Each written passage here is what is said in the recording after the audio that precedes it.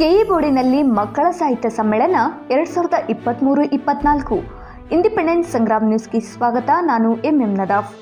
ಭಾವ ಸಂಕೀರ್ಣಗಳನ್ನೆಲ್ಲ ಅನನ್ಯವಾದ ರೀತಿಯಲ್ಲಿ ಬರಹಗಳಲ್ಲಿ ಬಳಸಿದ ಬೇಂದ್ರೆ ಸಮ್ಮೇಳನ ಸರ್ವ ಅಧ್ಯಕ್ಷರಾದ ಡಾಕ್ಟರ್ ಗುರುದೇವಿ ಹುಲೆಪ್ನವರ್ ಮಠ್. ಉತ್ತರ ಕರ್ನಾಟಕದ ಆಡು ಭಾಷೆ ಶಬ್ದಗಳು, ಗಾದೆ ಮಾತು, ಲಯ ಹಾಗೂ ಧ್ವನಿ ಶಕ್ತಿಯನ್ನು ಉಪಯೋಗಿಸಿಕೊಂಡು ನವೋದಯ ಕಾವ್ಯವನ್ನು ಉನ್ನತ ಸ್ಥಾನಕ್ಕೆ ತಲುಪಿಸಿರುವವರು. ವ್ಯಕ್ತಿಯ ಬದುಕಿನ ಸಂಸಾರ, ನಿಸರ್ಗ ಹಾಗೂ ಎಲ್ಲ ಆಯಾಮಗಳಲ್ಲಿ ದೊರೆಯಬಹುದಾದ ಭಾವ ಸಂಕೀರ್ಣಗಳನ್ನೆಲ್ಲ ಅನನ್ಯವಾದ ರೀತಿಯಲ್ಲಿ ಬರಹಗಳಿಂದ ಬೇಂದ್ರೆರವರು ಕನ್ನಡ ಸಾಹಿತ್ಯಕ್ಕೆ ತಮ್ಮದೇ ಆದ ಕೊಡುಗೆ ನೀಡಿದ್ದಾರೆ ಎಂದು ಕೆಇ ಬೋರ್ಡಿನಲ್ಲಿ ನಡೆದ ಮಕ್ಕಳ ಸಾಹಿತ್ಯ ಸಮ್ಮೇಳನದ ಸರ್ವ ಅಧ್ಯಕ್ಷರಾದ ಡಾಕ್ಟರ್ ಗುರುದೇವಿ ಹುಲೆಪ್ನವರ್ ಮಠ್ರವರು ಹೇಳಿದರು. ಅವರು ಕರ್ನಾಟಕ ಎಜುಕೇಷನ್ ಬೋರ್ಡ್ ಧಾರವಾಡ ಮತ್ತು ಕೆಇ ಬೋರ್ಡಿನ ಸಂಯುಕ್ತ ಪದವಿ ಪೂರ್ವ ಮಹಾವಿದ್ಯಾಲಯದ ಸಂಯುಕ್ತ ಆಶ್ರಯದಲ್ಲಿ ಕೆಇ ಬೋರ್ಡ್ ಮಾಳಮಡ್ಡಿಯ ಸಭಾಭವನದಲ್ಲಿ ಹಮ್ಮಿಕೊಂಡ ಮಕ್ಕಳ ಕನ್ನಡ ಸಾಹಿತ್ಯ ಸಮ್ಮೇಳನ 2023-24 ಸರ್ವ ಅಧ್ಯಕ್ಷರಾಗಿ ಸಮಾರೋಪದಲ್ಲಿ ಡಾಕ್ಟರ್ ಗುರುದೇವಿ ಹುಲೆಪ್ನವರ್ ಮಾತನಾಡಿದರು. ಬೇಂದ್ರೆರವರ ಕಾವ್ಯ, ನಾಟಕ ಹಾಗೂ ಸಾಹಿತ್ಯವನ್ನು ಅಧ್ಯಯನ ಮಾಡುವುದರಿಂದ ಆತ್ಮಸಂತೋಷ ಜ್ಞಾನ, ನಮ್ಮ ಜೀವನದ ನೋವು ದುಃಖಗಳನ್ನು ಮರೆಯಲು ಸಾಧ್ಯವಾಗುತ್ತದೆ. ಸಜ್ಜನರ ಸಹವಾಸದಿಂದ ಒಳ್ಳೆಯ ಚಿಂತನೆ, ಒಳ್ಳೆಯ ಕಾರ್ಯಗಳನ್ನು ಮಾಡಬೇಕು. ಕನ್ನಡ ಸಾಹಿತ್ಯವನ್ನು ತಲೆಮಾರುಗಳಿಂದ ನಮಗೆ ದೊರೆತಿದೆ. ಇದನ್ನು ಮುಂದಿನ ಕೊಂಡೊಯ್ಯುವ ಜವಾಬ್ದಾರಿ ನಮ್ಮ ಮೇಲಿದೆ. ಬೇಂದ್ರೆರವರ ಸಾಹಿತ್ಯ ಇಂದಿನ ವಿದ್ಯಮಾನಗಳನ್ನು ಪ್ರತಿಬಿಂಬಿಸುವ ಸಾಹಿತ್ಯವಾಗಿದೆ ಎಂದು ಅಭಿಪ್ರಾಯಪಟ್ಟರು. ಕಾರ್ಯಕ್ರಮಕ್ಕೆ ಕೆಇ ಬೋರ್ಡಿನ ಕಾರ್ಯಾಧ್ಯಕ್ಷರಾದ ಹನುಮಂತ್ ಪಾಟೀಲ್ ಸಮ್ಮೇಳನವನ್ನು ಉದ್ಘಾಟಿಸಿ ಮಾತನಾಡಿ, ವಿದ್ಯಾರ್ಥಿ ಸಮೂಹದಲ್ಲಿ ಕನ್ನಡ ಸಾಹಿತ್ಯ ಆಸಕ್ತಿ ಮತ್ತು ಅಭಿರುಚಿಯನ್ನು ಹೆಚ್ಚಿಸುವ, ಜೀವನ ಮೌಲ್ಯಗಳನ್ನು ಬೆಳೆಸುವ ಉದ್ದೇಶದಿಂದ ಮಕ್ಕಳ ಸಾಹಿತ್ಯ ಸಮ್ಮೇಳನ ಹಮ್ಮಿಕೊಂಡಿರುವುದು ಹೆಮ್ಮೆಯ ಸಂಗತಿ ಎಂದು ಹೇಳಿದರು. ಕೆಇ ಬೋರ್ಡಿನ ಅಧ್ಯಕ್ಷರಾದ ಡಾಕ್ಟರ್ ಎಂಎನ್ ಜೋಶಿ ಅಧ್ಯಕ್ಷತೆ ವಹಿಸಿ ಮಾತನಾಡಿದರು. ಕಾರ್ಯದರ್ಶಿ ಡಿಎಸ್ ರಜಪೂತ್ ಪ್ರಾಸ್ತಾವಿಕವಾಗಿ ಮಾತನಾಡಿದರು. ಖಂಜಾಂಚಿ ಎನ್ಎಸ್ ಕುಲಕರ್ಣಿ ವಿದ್ಯಾರ್ಥಿಗಳಿಗೆ ಹಿತವಚನ ನುಡಿದರು. ಪ್ರಾಚಾರ್ಯರಾದ ಸುನಿತಾ ಕಡಪಟ್ಟಿ ಗಣ್ಯರನ್ನು ಸ್ವಾಗತಿಸಿ ಪರಿಚಯಿಸಿದರು. ಉಪನ್ಯಾಸಕರಾದ ಎಸ್ಎಲ್ ಶೇಖರ್ಗೌಡ್ ನಿರೂಪಿಸಿದರು. ಜೆಸಿ ಕುಲಕರ್ಣಿ ವಂದಿಸಿದರು. ವೇದಿಕೆಯಲ್ಲಿ ಅಧ್ಯಕ್ಷರಾದ ಡಾಕ್ಟರ್ ಎಸ್ ಹನುಮಂತಗಡ್ ಉಪಸ್ಥಿತರಿದ್ದರು.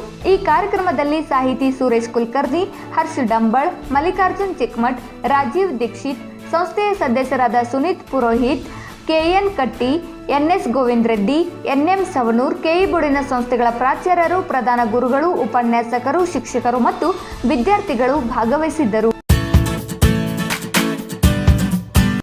ಅಂಥ ಪಠ್ಯೇತರ ಚಟುವಟಿಕೆಗಳ ಕಾರ್ಯದಲ್ಲಿ ಈ ಕನ್ನಡ ಮಕ್ಕಳ ಸಾಹಿತ್ಯ ಸಮ್ಮೇಳನ ಒಂದಾಗಿತ್ತು.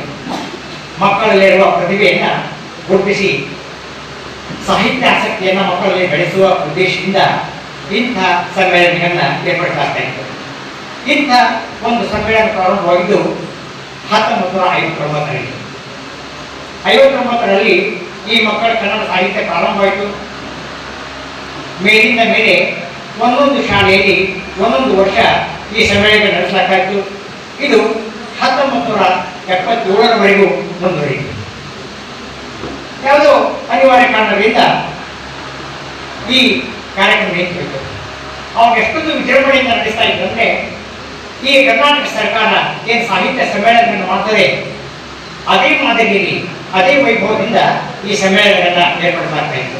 ಇವತ್ತು ಕೂಡ ಅದೇ ಒಂದು ಸಂಭ್ರಮ ನಮ್ಮ ಈ ಸಂಸ್ಥೆ ನಡೆಸ್ಕೊಂಡು ಬಂತು.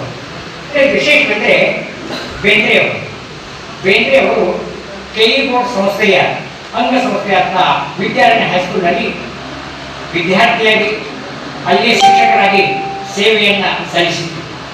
ಅವ್ರಿಗೆ ಕೆಇ ಬೋರ್ಡ್ ಸಂಸ್ಥೆ, ಅದರಲ್ಲಿ ವಿಶೇಷವಾಗಿ ವಿದ್ಯಾರಣ್ಯ ಹೈಸ್ಕೂಲ್ ಅಂದರೆ ಬಹಳಷ್ಟು ಪ್ರೀತಿ. ಆವಾಗ ಯಾವಾಗ ನೆನಪಾಗ್ತಾ ಇತ್ತು, ಆ ವಿದ್ಯಾರಣ್ಯ ಹೈಸ್ಕೂಲಿಗೆ ಬರ್ತಾ ಇದ್ರು. ಒಂದು ಸಿಮೆಂಟಿನ ಕಟ್ಟಿ ಇತ್ತು, ಆ ಕಟ್ಟಿ ಮೇಲೆ ಕೂತು ಸ್ವಲ್ಪ ಹೊತ್ತು ಬೇಳೆಯನ್ನು ಕಳೆದು ಹೋಗ್ತಾ ಇದ್ರು. ಇತ್ತಿತ್ತಾಗಿ ಬಂದಂಥವ್ರಿಗೆ ಅವ್ರು ಯಾರನ್ನೂ ಗೊತ್ತಾಗ್ತಾ ಇರಲಿಲ್ಲ. ಆ ರೀತಿಯಾಗಿ ಅವ್ರು ಬಂದು ಕೂತು ತಮ್ಮ ವೇಳೆಯನ್ನು ಕಳೆದು ಬರುವಂಥ ಅನೇಕ ಉದಾಹರಣೆಗಳು ಉಂಟು.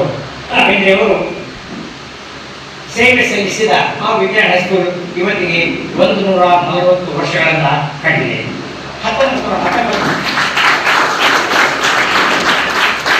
2019ರಲ್ಲಿ ಕರ್ನಾಟಕ ಎಜುಕೇಷನ್ ಬೋರ್ಡ್ ಹಾಗೂ ಕರ್ನಾಟಕ ಹೈಸ್ಕೂಲಿನ ಶತಮಾನೋತ್ಸವ ಸಮಾರಂಭ ಏರ್ಪಟ್ಟಿತ್ತು. ಅದಕ್ಕಿಂತ ಪೂರ್ವದಲ್ಲಿ ಅಂದರೆ ಈಗ ಶ್ರೀಕಾಂತ್ ಪಂಡಿತ ಅನ್ನೋದ್ರ ಕೆ ಬೋರ್ಡಿನ ಕಾರ್ಯಾಧ್ಯಕ್ಷರಾಗಿದ್ದಂತಹ ಅರುಣ್ ನಾಡಿಯರ್ ಅವರು ಶ್ರೀಕಾಂತ್ ಪಾಟೀಲ್ ಅವರಿಗೆ ಮೊದಲಿಂದಲೂ ಒಂದು ಕಲ್ಪನೆ ಏನಂದ್ರೆ ಹಿಂದೆ ಪ್ರಾರಂಭಿಸಿದಂತಹ ಎಲ್ಲ ಸಾಂಸ್ಕೃತಿಕ ಚಟುವಟಿಕೆಗಳನ್ನ ಮತ್ತೆ ಪುನಃ ಪ್ರಾರಂಭಿಸಬೇಕಂತ. ಅದರಲ್ಲಿ ಈ ಮಕ್ಕಳ ಕನ್ನಡ ಸಾಹಿತ್ಯ ಸಮ್ಮೇಳನ ಕೂಡ ಒಂದಾಗಿತ್ತು. ಅವರಿಬ್ಬರ ಸಾಹಸದಿಂದ ಮತ್ತು ಅವರಿಬ್ಬರ ಆಸಕ್ತಿಯಿಂದ 2019ರಲ್ಲಿ ಶತಮಾನೋತ್ಸವ ಸಂದರ್ಭದಲ್ಲಿ ಇಂತಹ ಒಂದು ಸಮ್ಮೇಳನವನ್ನು ವಿದ್ಯಾರಣ್ಯ ಪದವಿ ಕಾಲೇಜಿನ ಪ್ರಾಚಾರ್ಯರು ಹಾಗೂ ಅಲ್ಲಿಯ ವಿದ್ಯಾರ್ಥಿಗಳು ಇಂತಹ ಒಂದು ಸಮ್ಮೇಳನವನ್ನು ಏರ್ಪಡಿಸಿದರು. ಅದಾದ್ಮೇಲೆ ಈ ಕೋವಿಡ್ ಆಗಿದ್ದರಿಂದ 2-3 ವರ್ಷ ಕುಂಠಿತವಾಗಿತ್ತು. ಅದನ್ನು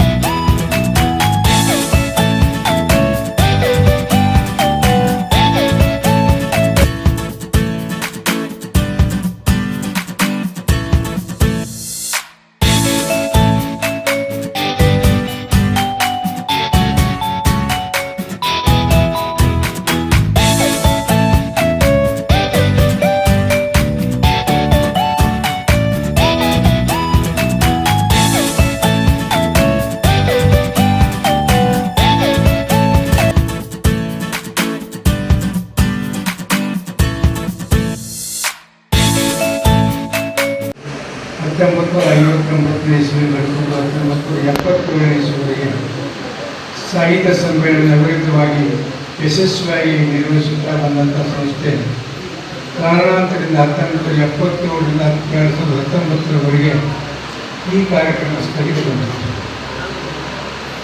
ಅದಕ್ಕೆ ಕಾರಣ ಹುಡುಕೋತ ಹೋದರೆ ಭಾಳ ಆಗ್ತದೆ. ಆದರೂ ಸಹಿತ ಸಂತೋಷದ ಸಂಗತಿ ಅಂತಂದರೆ Karnataka education board centenary celebration 2019 ಏನಾಯಿತು, ಅವಾಗ ಪುನಃ ಈ ಕಾರ್ಯಕ್ರಮವನ್ನು ಶುರು ಮಾಡಿತು. ನನಗನ್ಸಿದ ಮಟ್ಟಿಗೆ ಈ ಕಾರ್ಯಕ್ರಮಕ್ಕೆ ಮೇಲಿನ ಮೇಲೆ ದಿನಗಳು ಬರ್ತಾ ಇರುತ್ತೆ. ಯಾಕಂದರೆ 2019 ಏನು ನಾವು ಕಾರ್ಯಕ್ರಮ ಮಾಡಿದ್ವಿ, ತದನಂತರ ನಮ್ಮ ಕೆ.ಬೋರ್ಡ್ ಜೂನಿಯರ್ ಕಾಲೇಜಿದ್ದು ಗೋಲ್ಡನ್ ಜೂಬ್ಲಿ ಸೆಲೆಬ್ರೇಷನ್ ಮಾಡಿದ್ವಿ. ಆ ಸಮಯಕ್ಕೆ ಈ ಕಾರ್ಯಕ್ರಮ ಮಾಡಬೇಕು ಅಂತ ಇಟ್ಕೊಂಡಿದ್ವಿ. ಒನ್ಸ್ ಅಗೇನ್ ವಿಘ್ನಗಳು ಬಂತು. ವಿಜಯವ ಶ್ರೀಗಳು ನಿರಂತರ ಅಂತಂದು ಎಲ್ಲ ಕಾರ್ಯಕ್ರಮಗಳನ್ನು ಬಂದ್ ಮಾಡಿದ್ವಿ.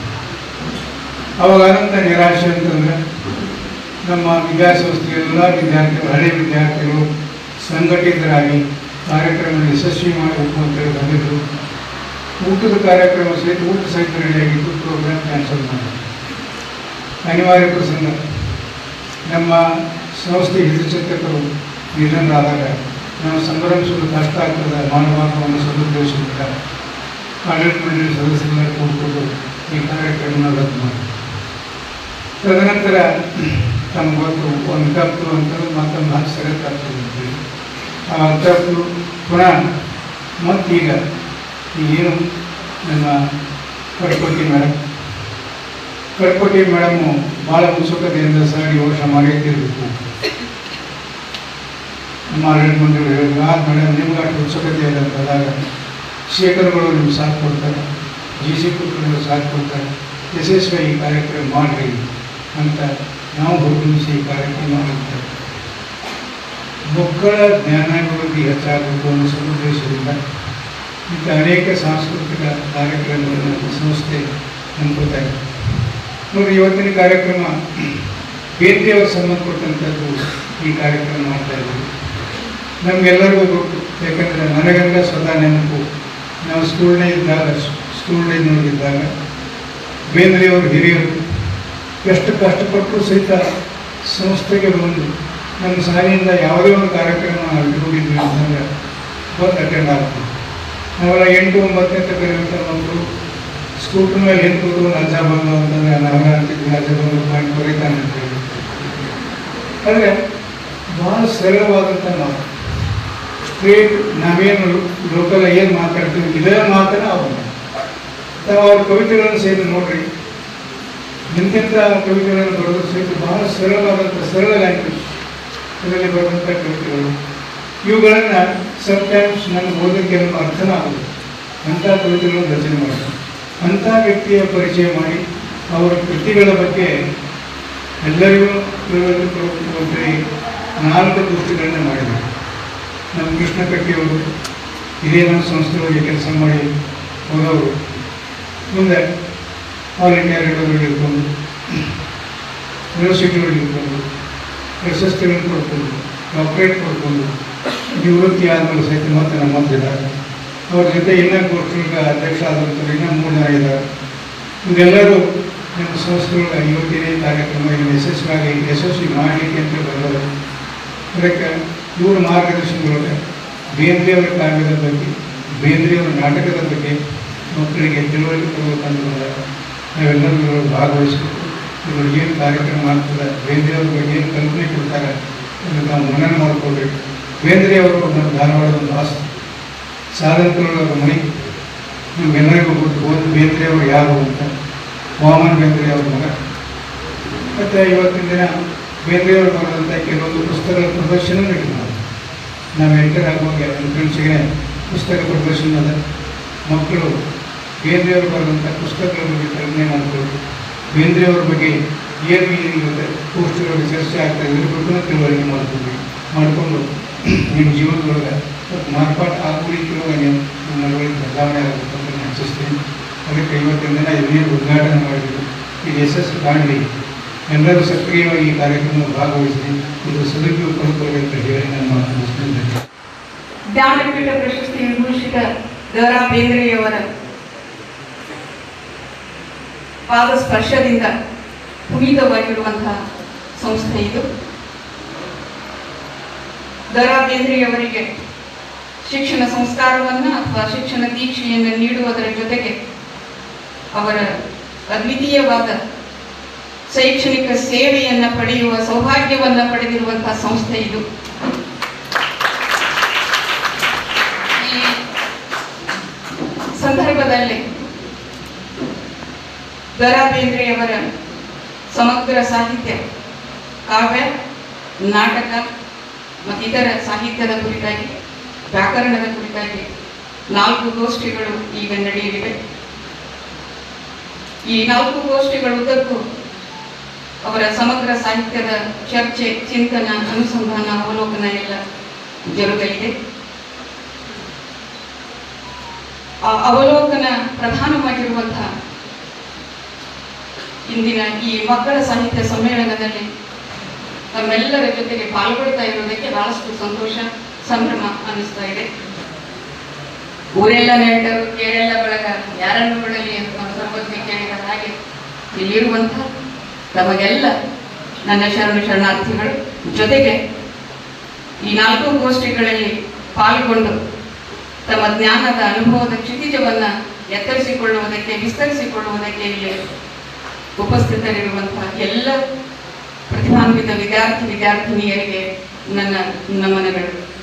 ನನಗೇನು ನೆನಪಾಯ್ತು ಅಂದರೆ, ಒಂದ್ಸಲ ಇಬ್ಬರು ಹೆಣ್ಮಕ್ಳು ಮಾತಾಡ್ತಾ ಕೂತಿದ್ರು. ಮಾತಾಡ್ತಾ ಅದರೊಳಗೆ ಹೋಗ್ರು, ರೀ ಕಮಲಕ್ಕ ಅಂದಂಗೆ ನಿಮ್ದು ವಯಸ್ಸು ಎಷ್ಟು ರೀ ಅಂತ ಕೇಳಿದ್ರು. ನಿಮ್ಗೆ ಗೊತ್ತದ್ರಿ, ನಾವು ಯಾವಾಗಲೂ ಹೇಳಲಿಕ್ಕೆ ಹೋಗೋದಿಲ್ಲ.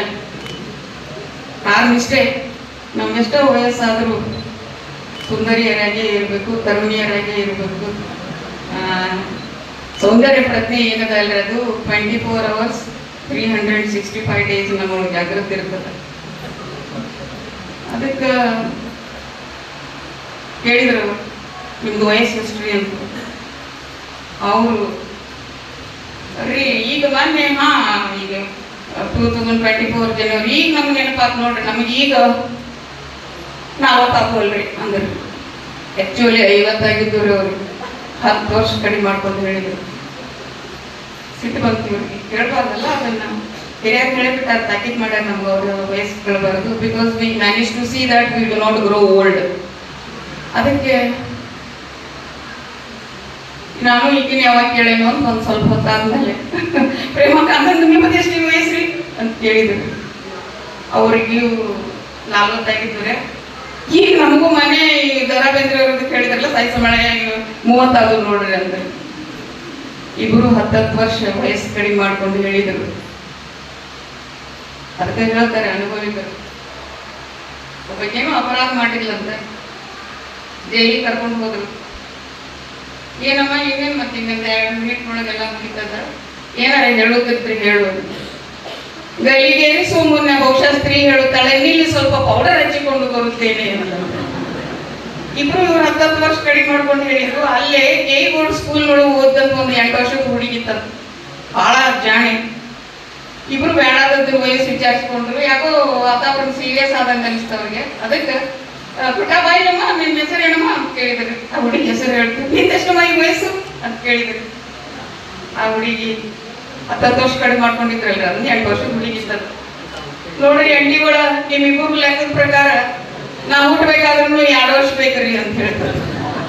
ಹೇಳಿದ ಉದ್ದೇಶ ಅರ್ಥ ಆಗಿದೆ.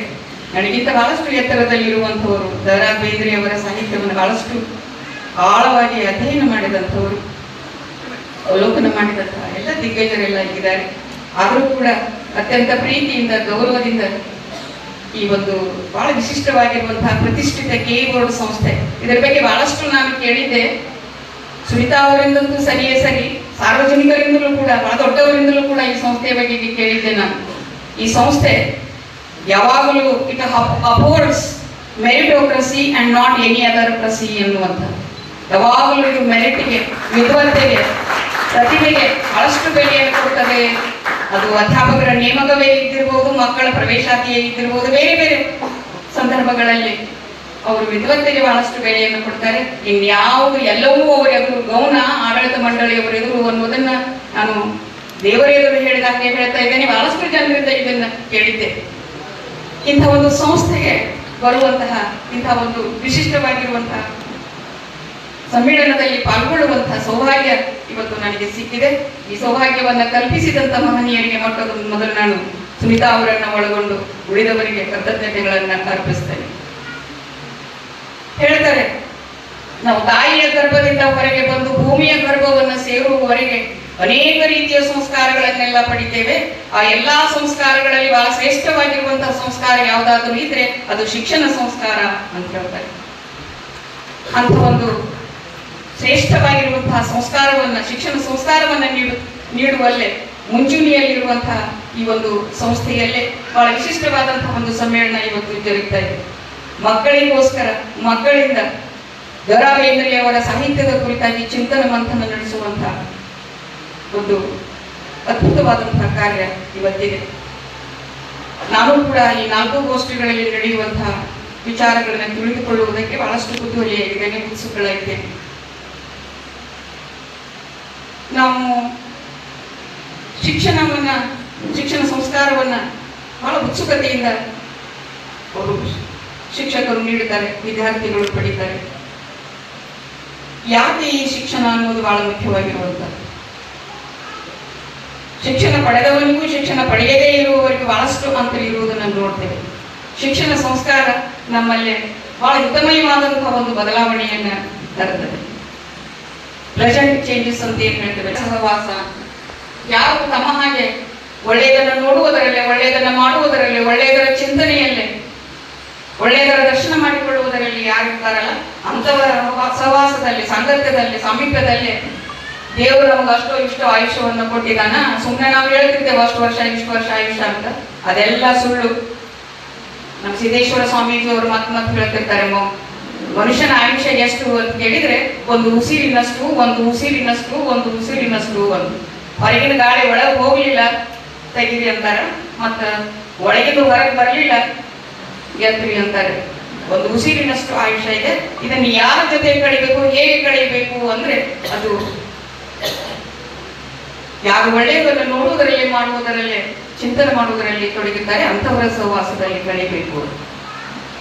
ಅಂದ್ರೆ ನಮ್ಮ ವೈಯಕ್ತಿಕ ಖಾಸಗಿ ನೋವು ನಷ್ಟಗಳನ್ನ ನಾವು ಮರಿತೇವೆ ಅನ್ನುವಂಥ. ಇನ್ನೊಂದು ಬಹಳ ಮುಖ್ಯವಾಗಿರುವಂಥದ್ದು ಸತ್ತಾವ್ಯದ ಸಲ್ಲಾಪ. ನಮ್ಮ ವೈಯಕ್ತಿಕ ಜೀವನದ ನೋವುಗಳನ್ನ, ಕಷ್ಟಗಳನ್ನ ಹೇಳ್ತಿರ್ತಾರೆ. ನಾವಾಗೆ ತಂದುಕೊಳ್ಳುವಂತಹ ಕಷ್ಟಗಳು, ಬೇರೆಯವರು ಕೊಡುವಂತಹ ಕಷ್ಟಗಳು, ದೇವರು ತಿಂದ್ರು ದೈವ ಅದೇನು ನಂಬಿದ್ರು ಅದೆಲ್ಲ ಕೊಡುವಂತಹ ಕಷ್ಟಗಳು, ಇವನ್ನೆಲ್ಲ ಮರೀಲಿ ಅಂತ 3 ಅಮೃತಪ್ರಾಯವಾದಂತಹ ಹಣ್ಣುಗಳು. ಅದು ಒಂದು ಸಜ್ಜನರ ಸಹವಾಸ, ಇನ್ನೊಂದು ಸತ್ತಾವ್ಯದ ಸಲ್ಲಾಪ ಅಂತ ಹೇಳ್ತಾರೆ.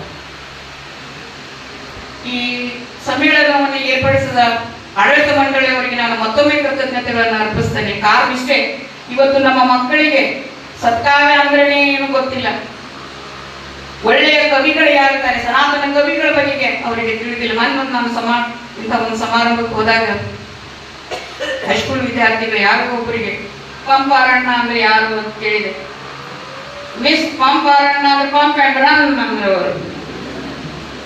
ಪಂಪಾರಣ್ಣ, ಹರಿಹರ ರಾಘವ, ದ.ರಾ ಬೇಂದ್ರೆ ಅವರು ಬರೆದಂತಹ ಕಾವ್ಯಗಳು ನಿಜವಾಗಿಯೂ ಸತ್ಕಾವ್ಯಗಳು. ಅವುಗಳನ್ನು ಓದುವುದರಿಂದ ಬಹಳಷ್ಟು ಸಂತೋಷ, ಬಹಳಷ್ಟು ಜ್ಞಾನ, ಅನುಭವ ನಮಗೆಲ್ಲ ಆಗ್ತದೆ. ಅದರ ದುರ್ದೈವದಿಂದ ಅವುಗಳನ್ನು ಓದುವಂತಹ, ಅವುಗಳನ್ನು ಅಪ್ರಿಸಿಯೇಟ್ ಮಾಡುವಂತಹ, ಅವುಗಳನ್ನು ವಿಮರ್ಶೆ ಮಾಡುವಂತಹ ಒಂದು ತಾಳ್ಮೆಯಾಗಲಿ ಸಮಯ ಆಗಲಿ ಇವತ್ತು ನಮ್ಮ ವಿದ್ಯಾರ್ಥಿಗಳಿಗಾಗಲಿ ಶಿಕ್ಷಕರಿಗಾಗಲಿ ಇಲ್ಲದೇ ಇರುವುದು ದುರದೃಷ್ಟಕರ ಅನ್ನುವಂಥದ್ದು. ನಮ್ಮ ಮಕ್ಕಳು ಇವತ್ತು ಇಂಥ ಸತ್ಕಾವ್ಯಗಳ ಬಗೆಗೆ ತಿಳಿಯಬೇಕಾಗಿರುವಂಥದ್ದು. ಅದರ ಬಹುಶಃ ಇಂಥ ಸುದೀರ್ಘವಾಗಿರುವಂತಹ ಕಾವ್ಯಗಳನ್ನು ಓದುವುದಕ್ಕೆ ಅವರಿಗೆ ತಾಳ್ಮೆ ಸಮಯ ಇಲ್ಲ ಅನ್ನುವ ಕಾರಣದಿಂದಲೂ ಏನು ಅವರ ಈ ಒಂದು ಲಿಟರರಿ ಸೆನ್ಸಿಬಿಲಿಟಿ ಅಂತ ನಾವೇನುತ್ತೇವೆ, ಸಾಹಿತ್ಯಿಕ ಸಂವೇದನೆಯನ್ನು ತಿಳಿದುಕೊಂಡಂತಹ ಇಂದಿನ ನಮ್ಮ ಕವಿಗಳು ಕೂಡ ಕುಡಿಗವನ, ಕಿಡಿಗವನ, ಮಿಣಿಗವನ, ಹಣಿಗವನ ಎಂತೆಂಥವು ಕವನಗಳನ್ನೆಲ್ಲ 4 ಸಾಲಿನ 2 ಅಕ್ಷರದ್ದು 1-3 ಪದಗಳ ಕವಿತೆಗಳನ್ನೆಲ್ಲ ಬರೀಲಿಕ್ಕೆ ಶುರು ಮಾಡ್ಯಾರ. ಮನೆಯೊಬ್ಬರು ಬರೆದಿದ್ರು, ಅವಳು ಹಾಡುತ್ತಿದ್ದಳು, ಎಷ್ಟು ಚೆನ್ನಾಗಿ ಗೀತೆಗಳನ್ನೆಲ್ಲ ಹಾಡಿದ್ರಿ ವಿದ್ಯಾರ್ಥಿಗಳು, ತಾವೆಲ್ಲ ಕೇಳಿದ್ರಿ. ಅವಳು ಹಾಡುತ್ತಿದ್ದಳು ಭಕ್ತಿ ಗೀತೆ, ಭಾವಗೀತೆ, ಜಾನಪದ ಗೀತೆ, ರಾಷ್ಟ್ರಗೀತೆ, ಆ ಗೀತೆ, ಈ ಗೀತೆ. ಅಲ್ಲಿ ಕುಳಿತವರು ಕೇಳುತ್ತಿದ್ದರು, ಮುಗೀತೆ ಮುಗೀತೆ ಮುಗೀತೆ. ನಾವು ಆ ಸ್ಥಿತಿಯೊಳಗನೆ ಇದ್ದೇವೆ ಇವಾಗ. ಪ್ರಿಯೇ, ಈ ಜಗತ್ತಿನ ಜನಸಂಖ್ಯೆ 2 ನಿನ್ನ ಜಗತ್ತಿನಲ್ಲಿ ನಾನು, ನನ್ನ ಜಗತ್ತಿನಲ್ಲಿ ನೀನು. ಇಂತಹ ಅತ್ಯಂತ ಕಡಿಮೆ ಶಬ್ದಗಳನ್ನು ಉಪಯೋಗ ಮಾಡಿಕೊಂಡು ರಸವತ್ತಾದ ಸೊಗಸಾದಂತಹ ಒಂದು ಅನುಭವವನ್ನು, ವಿಚಾರವನ್ನು ಹೇಳುವಂತಹ ಕವನಗಳೆಲ್ಲ ಇವತ್ತು ಬಂದಿವೆ. ಆ ಹಿನ್ನೆಲೆಯಲ್ಲೇ ಇವತ್ತು ಈ 4 ಗೋಷ್ಠಿಗಳುದ್ದಕ್ಕೂ ಕೂಡ ನಾವು ದ.ರಾ ಬೇಂದ್ರೆಯವರಂತಹ ದಿಗ್ಗಜರ ಕಾವ್ಯವನ್ನ, ಅವರ ನಾಟಕಗಳನ್ನ, ಅವರ ಇತರ ಕೃತಿಗಳ ಕುರಿತಾಗಿ ತಿಳಿದುಕೊಳ್ಳುವಂತಹ ಒಂದು ಸೌಭಾಗ್ಯವನ್ನ ಪಡೆದಿದ್ದೇವೆ. ಇನ್ನೊಂದು ಕಾರಣಕ್ಕೆ ಈ ಮಕ್ಕಳ ಸಾಹಿತ್ಯ ಸಮ್ಮೇಳನವನ್ನು ನಾನು ಬಹಳಷ್ಟು ಮೆಚ್ಚಿಕೊಂಡೆ. ನಮಗೆಲ್ಲ ಗೊತ್ತಿದೆ, ದ.ರಾ ಬೇಂದ್ರೆಯವರು ಗರಿ ಅನ್ನುವಂತಹ ಕವನ ಸಂಕಲನವನ್ನು ಬರೆದಿದ್ದಾರೆ. ಅದರಲ್ಲಿ ಗರಿ ಅನ್ನುವ ಶೀರ್ಷಿಕೆಯ ಒಂದು ಕವನ ಇದೆ. ಅವರು ಹೇಳ್ತಾರೆ, ಈ ಜಗತ್ತಿನಲ್ಲಿ ಇನ್ಫೈನೈಟ್ ಅಂತ ಏನಂತೇವಲ್ಲ, ಅಗಣಿತ ಹಕ್ಕಿಗಳಿವೆ. ಹಕ್ಕಿಯನ್ನ ಅವರಲ್ಲಿ ಕವಿಗಳಿಗೆ ಹೋಲಿಸ್ತಾರೆ. ಅಗಣಿತ ಹಕ್ಕಿಗಳೆಲ್ಲ ಇವೆ. ಅಗಣಿತ ಹಕ್ಕಿಗಳಿಗೆ ಇನ್ನೂ ಅಗಣಿತ ಗರಿಗಳಿದ್ದಿರಬಹುದು. ಆ ಎಲ್ಲ ಗರಿಗಳು ಇವತ್ತು ಗಾಳಿಯಲ್ಲಿ ಎಲ್ಲೆಲ್ಲೋ ಹೋಗ್ಬಿಟ್ಟಾವ. ಅಂದ್ರೆ ಸಾವಿರಾರು ಲಕ್ಷಗಟ್ಟಲೆ ಕವಿಗಳು ಬರೆದಿರುವಂತಹ ಕವಿತೆಗಳು ಇವತ್ತು ನಮಗೆ ನೆನಪಿನಲ್ಲಿ ಉಳಿದಿಲ್ಲ. ಅವುಗಳನ್ನು ಅವಲೋಕನ ಮಾಡುವುದಿಲ್ಲ, ಅವುಗಳನ್ನು ಓದುವುದಿಲ್ಲ. ಆ ಕೆಲವು ಗರಿಗಳಿಗೆ ನೆಲಕ್ಕೆ ಬೀಳುವಂತಹ, ಭೂಮಿಗೆ ಬೀಳುವಂತಹ ಬಲ ಇದೆ, ಶಕ್ತಿ ಇದೆ. ಅವ್ರು ಹೇಳ್ತಾರೆ ಬೇಂದ್ರೆಯವರು, ಬಲ ಇದೆ, ಶಕ್ತಿ ಇದೆ. ಆ ಬಿದ್ದವುಗಳನ್ನ, ಅವೇನು ಬೀಳ್ತಾವಲ್ಲ, ಆ ಕವಿತೆಗಳನ್ನ, ಆ ಗರಿಗಳನ್ನ ಊದಿ ತೂರುವ ಒಂದು ಸಾಮರ್ಥ್ಯ ಇವತ್ತು ನಮಗಿದೆ, ರಸಿಕರಿಗಿದೆ ಅನ್ನುವಂಥ. ಆ ಗರಿಗಳು ಬೀಳ್ತವೆ, ಅವುಗಳನ್ನ ಕೈಯೊಳಗೆ ನಾವು ಸಣ್ಣ ಮಕ್ಕಳಿದ್ದಾಗಲೇ ಊದ್ತಿದ್ವಿ ನೋಡಿ. ಊದಿ ತೂರಿ ಇನ್ನೊಬ್ಬರಿಗೆ ಅದನ್ನು ಪಾಸಾನ್ ಮಾಡುವಂತಹ, ದಾಟಿಸುವಂತಹ, ಕೊಡುವಂತಹ ಸಾಮರ್ಥ್ಯ ಇವತ್ತು ನಮಗಿದೆ ಅನ್ನುವಂಥ ಮಾತನ್ನ ಗರಿ ಅನ್ನುವ ಕವನದಲ್ಲಿ ಅವರು ಹೇಳ್ತಾರೆ.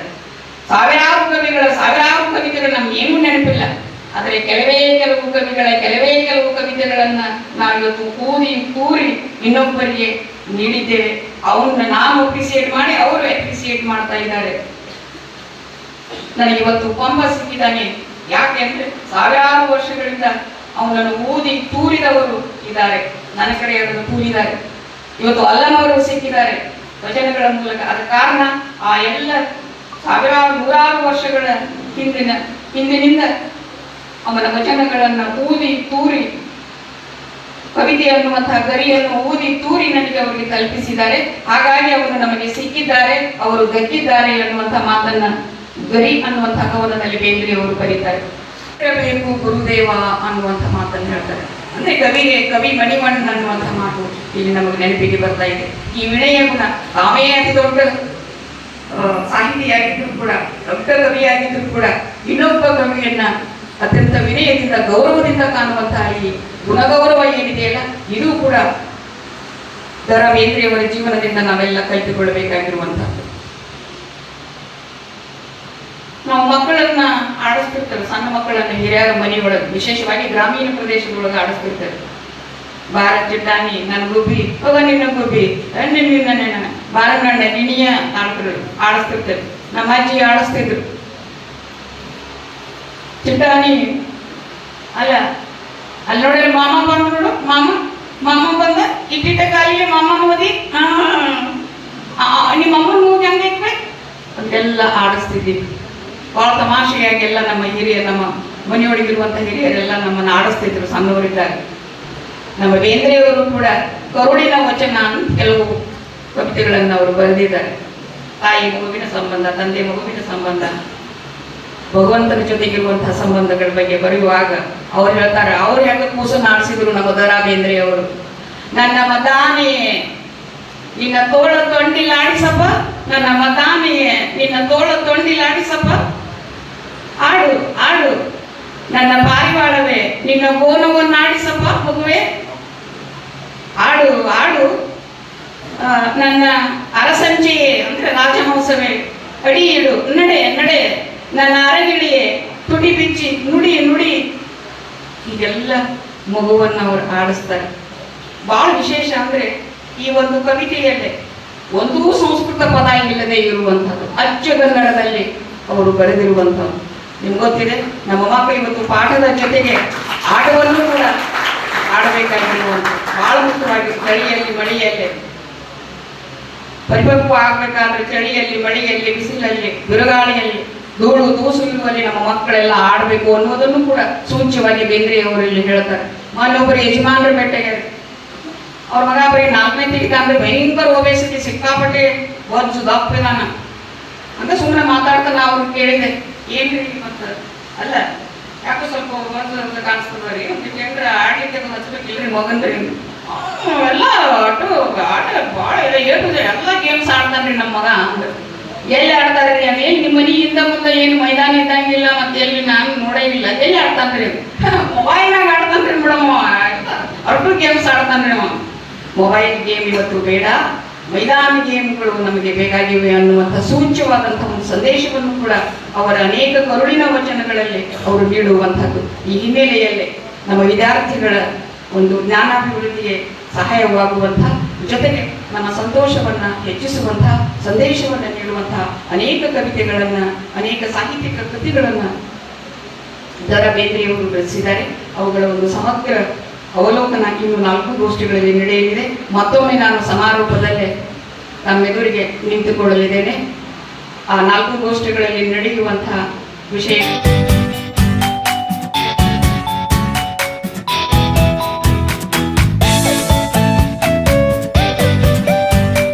ಅದೇ ಸಂಸತ್ ಚೆನ್ನಾಗಿ ನಡೀತು ಅಂತ ಹೇಳ್ತಾ ಇದ್ದಾರೆ.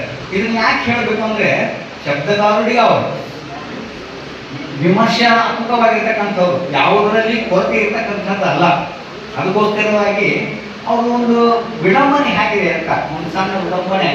ಯಾವುದು ಅಂತ ಕೇಳಿದ್ರೆ ಸಮಾಜ ವಿಡಂಬನೆ, ಕರಿಮರಿ ನಾಯಿ ಅಂತಕ್ಕಂಥ ಒಂದು ಪದ್ಯ, ಬಹಳ ಸುಲಭವಾಗಿರ್ತಕ್ಕಂಥ ಪದ್ಯ ನೋಡಿ. ಈ ಶಬ್ದದಲ್ಲಿ ಶಬ್ದವನ್ನ ಮೀರಿ ಹೋಗಿರ್ತಕ್ಕಂಥದ್ದು ಭಾವ.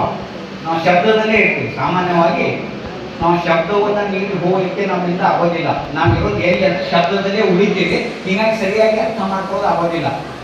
ಏನ್ ಹೇಳ್ತಾನ, ಕರಿಮರಿ ನಾಯಿ ಕುಯ್ಗುಡುತ್ತಿತ್ತು, ಭಟ್ಟರ ಬಾಯಿ ಒಟಗುಡುತ್ತಿತ್ತು, ಸಂಬರ ಮಳೆಯು ಸುರಿಯುತ್ತಿತ್ತು, ಕಾಲುವೆ ನೀರದು ಹರಿಯುತ್ತಲಿತ್ತು, ಹೋದ ಗಾಳಿಯು ಬೀಸುತ್ತಲಿತ್ತು, ತಬ್ಬಲಿ ಕುನ್ನಿಯು ಈಸುತ್ತಲಿತ್ತು.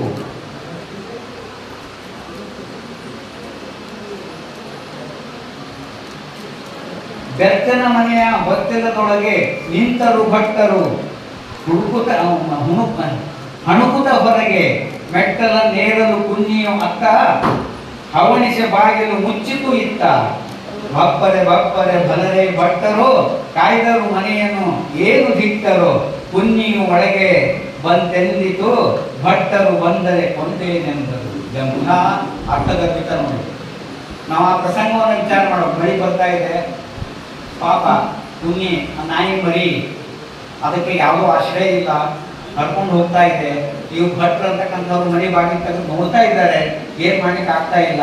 ಮಳೆ ಬಹಳ ಬರ್ತಾ ಇದ್ದ ಸಂದರ್ಭದಲ್ಲಿ ಏನೋ ಕಷ್ಟಪಟ್ಟು ಇವರ ಮನೆ ಬಾಗಿಲಿಗೆ ಒಂದು ಹೆಜ್ಜೆಯನ್ನು ಇಟ್ಟು ಒಳಗೆ ಬರಬೇಕಂತ ಪ್ರಯತ್ನ ಮಾಡಿದ್ರೆ ಇವು ತಟ್ಟನೆ ಬಾಗಿಲ ಹಿಡ್ಕೊಂಡ್ಬಿಟ್ಟು ಎಂಥಪ್ಪ ಕಾಯ್ದು ಇದು ಅಂತ ಕೇಳ್ತಾ ಇದ್ದಾರೆ.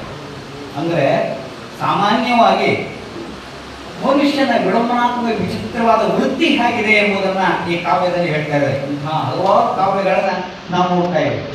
ಅದರ ಜೊತೆ ಇನ್ನೊಂದು ಬಹಳ ಜ್ಞಾನಪೀಠ ಪ್ರಶಸ್ತಿ ಪಡೆದಿರತಕ್ಕಂಥ ಈ 4 ತಂತಿ ಎಂಬುದೇನಿದೆಯಲ್ಲ, ಇದು ಲೌಕಿಕವಾಗಿಯೂ ಇದೆ, ಆಧ್ಯಾತ್ಮಿಕವಾಗಿಯೂ ಇದೆ, ಪಾರಮಾರ್ಥಿಕವಾಗಿಯೂ ಇದೆ, ಭೌತಿಕವಾಗಿಯೂ ಇದೆ. ಎಲ್ಲಾ ದೃಷ್ಟಿನ ಅಧ್ಯಯನ ಮಾಡಬಹುದು. ಮುಖ್ಯವಾಗಿ ಇಲ್ಲಿ ಭಾವನಾತ್ಮಕವಾದ ಈ ಕಾವ್ಯ ಬಹಳ ಸರಳವಾಗಿರ್ತಕ್ಕಂಥದ್ದು. 4 ಶಬ್ದಗಳಿವೆ ಇಷ್ಟೇ ಇದೆ. ನಾನು, ನೀನು, ತಾನು, ಆನು.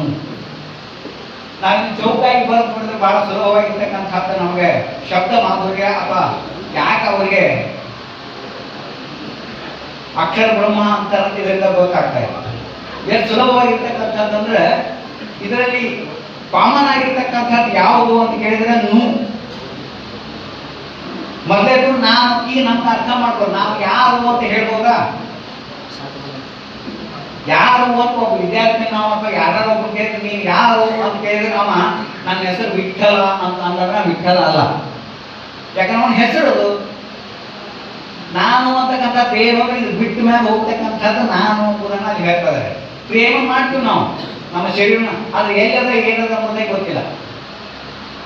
ನೋಡಿ ಎಂತ ಉಪನಿಷತ್ ರಹಸ್ಯವನ್ನು ಬರೆದ ಮೇಲೆ ಈ ವಿಚಾರವನ್ನು ಅವರಲ್ಲಿ ಬಂದಿದ್ದೇನೋ ಅನ್ನಿಸ್ತದೆ. ಆದ್ದರಿಂದ 73ರಲ್ಲಿ ಸಿಕ್ಕಿರ್ತಕ್ಕಂತಹ ಜ್ಞಾನಪೀಠ ಪ್ರಶಸ್ತಿಯಾಗಿ 4 ತಂತಿ ಅಂತಕ್ಕಂಥದ್ದನ್ನ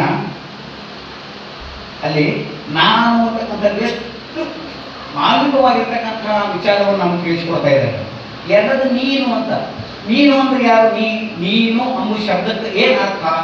ನೀನು ಅಂದ್ರೆ ನೀನು ಒಬ್ಬ ವ್ಯಕ್ತಿಯೋ ಅಥವಾ ನಿನ್ನ ಕೀರ್ತಿಯೋ ಅಥವಾ ನಿನ್ನ ಮನೆಯೋ ಹೊಲವೋ ಏನು ಅಂತ ಪ್ರಶ್ನೆ ಮಾಡಿದಾಗ ನೀನು ಇರುವುದರಿಂದ ನಾನು ಅಸ್ತಿತ್ವ ಇದೆ ಅಂತ ಹೇಳ್ತಾರೆ. ನೀನು ಇದ್ದಿದ್ದಿಲ್ಲ, ನಾನು ಇಲ್ಲ ಅಂದ್ರೆ ಎಲ್ಲ ಒಂದು. ಆಮೇಲೆ ತಾನು ಅಂತ ಅರ್ಥ ಆಗ್ತಕ್ಕಂಥ ತಾನು ಯಾರ ಇದೆಲ್ಲ ಮಾಡಿದವರು ಯಾರು ಪ್ರಶ್ನೆ ಆಗ್ತಕ್ಕ ಯಾರಿಗೂ ತಿಳಿಯದೇ ಇರ್ತಕ್ಕಂಥ ವಿಚಾರ ಇದೆ. ತಾನು ಕೊನೆಗೆ ಆನು. ಇದೆಲ್ಲ ಏನಪ್ಪ ಅಂತಂದ್ರೆ ಮಿಥ್ಯ ಅಂತ. ಆಚಾರ್ಯರ ಒಂದು ವಿಚಾರಧಾರೆಯನ್ನ, ಉಪನಿಷತ್ತನ ವಿಚಾರಧಾರೆಯನ್ನ ಬಲು ಸುಲಭವಾಗಿ ನಮ್ಮ ಬೇಂದ್ರೆ ಅವರು ಹೇಳ್ತಾರೆ. ಬೇಂದ್ರೆ ಎಂಬ ಅರ್ಥಕ್ಕೆ ಅವರ ಇತಿಹಾಸವನ್ನು ನೋಡಿ ನಮ್ಗೆ ಗೊತ್ತಾಗ್ತದೆ.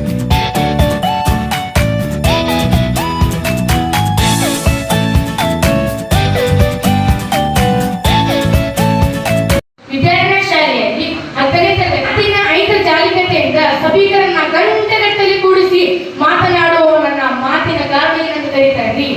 ಅದೇ ರೀತಿ ಮಾತಿನ ಗಾರ್ಡಿಗನೆಂದೇ ಪ್ರಸಿದ್ಧರಾದ ದ.ರಾ. ಬೇಂದ್ರೆ ಅವರು ಧಾರವಾಡದಲ್ಲಿ 1896 ಜನವರಿ 31ರಂದು ಜನಿಸಿದರು. ಇವರ ತಂದೆ ರಾಮಚಂದ್ರ ಬೇಂದ್ರೆ ಹಾಗೂ ತಾಯಿ ಅಂಬವ್ವ. ಇವರು ತಮ್ಮ ಪ್ರಾಥಮಿಕ ಶಿಕ್ಷಣವನ್ನು ನಮ್ಮ ಧಾರವಾಡದಲ್ಲಿಯೇ ಮುಗಿಸಿ ನಂತರ ಮೆಟ್ರಿಕ್ಯುಲೇಷನ್ ಅನ್ನು ಸಹ ನಮ್ಮ ಧಾರವಾಡದಲ್ಲಿಯೇ ಮುಗಿಸುತ್ತಾರೆ. ಒಂದು ದುಃಖದ ವಿಷಯ, ಇವರು 12ನೇ ವಯಸ್ಸಿನಲ್ಲಿರುವಾಗಲೇ ಇವರ ತಂದೆಯನ್ನು ಕಳ್ಕೊತಾರೆ. ಇವರೇ ಪ್ರಕೃತಿಯ ಮಡಿಲಲ್ಲಿ ಆಸ್ವಾದಿಸುತ್ತಾ ಪ್ರಕೃತಿಯ ಸಂಸ್ಕೃತಿಯನ್ನು ಅರಿಯುತ್ತಾ ನಮ್ಮ ಧಾರವಾಡದಲ್ಲಿಯೇ ತಮ್ಮ ಬಾಲ್ಯ ಜೀವನವನ್ನು ಕಳೀತಾರೆ. ನಂತರ 1914ಕ್ಕೆ ಮುಂದಿನ ಶಿಕ್ಷಣಕ್ಕಾಗಿ ಪುಣೆಗೆ ತೆರಳುತ್ತಾರೆ. 1935ರಲ್ಲಿ MA ಪದವಿಯನ್ನು ಪಡೀತಾರೆ. ನಂತರ 1944ರಿಂದ 1956ರಲ್ಲಿ ಅಲ್ಲೇ ಸೊಲ್ಲಾಪುರದ DAV ಕಾಲೇಜಿನಲ್ಲಿ ಅವ್ರು ಏನ್ ಮಾಡ್ತಾರೆ, ಪ್ರಾಧ್ಯಾಪಕ ವೃತ್ತಿಯನ್ನ ನಿರ್ವಹಿಸ್ತಾರೆ. ನಂತರ ಅವರು ಧಾರವಾಡಕ್ಕೆ ಬರ್ತಾರೆ, ವಿಕ್ಟೋರಿಯಾ ಶಾಲೆ. ನಾ ಈ ಮಾತನ್ನ ಹೆಮ್ಮೆಯಿಂದ ಹೇಳ್ಕೊತೇನ್ರಿ, ಯಾಕಂದ್ರೆ ಅವಾಗಿನ ವಿಕ್ಟೋರಿಯಾ ಈಗಿನ ವಿಕ್ಟೋರಿಯಾ. ನಾನು ಕಲಿಯುತ್ತಿರುವುದು ಸಹ ಅದೇ ವಿದ್ಯಾರ್ಥಿ ಶಾಲೆಯಲ್ಲಿ. ಅವರು ಈ ವಿದ್ಯಾರ್ಥಿ ಶಾಲೆಯಲ್ಲಿ ಚಿಕ್ಕಂದಿನಿಂದಲೇ ಕಲಿತು ಹಾಗೂ ಇಲ್ಲಿಯೇ ಪ್ರಾಧ್ಯಾಪಕ ವೃತ್ತಿಯನ್ನು ನಿರ್ವಹಿಸಿದರು. 1932 ಆಗ ದ.ರಾ. ಬೇಂದ್ರೆ ಅವರ ಗರಿ ಎಂಬ ಕವನ ಸಂಕಲನ ಬಿಡುಗಡೆಯಾಗೈತ್ರಿ. ಆ ಒಂದು ಗರಿ ಎಂಬ ಕವನ ಸಂಕಲನದ ಕೃತಿಯಾದಂತಹ ನರಬಲಿ, ಆ ನರಬಲಿ ಕೃತಿಯನ್ನ ರಚಿಸಿದ್ದರಿಂದಾಗಿ ಬೇಂದ್ರೆ ಅವರಿಗೆ ಜೈಲು ವಾಸವನ್ನು ಹಾಕ್ತಾರೆ.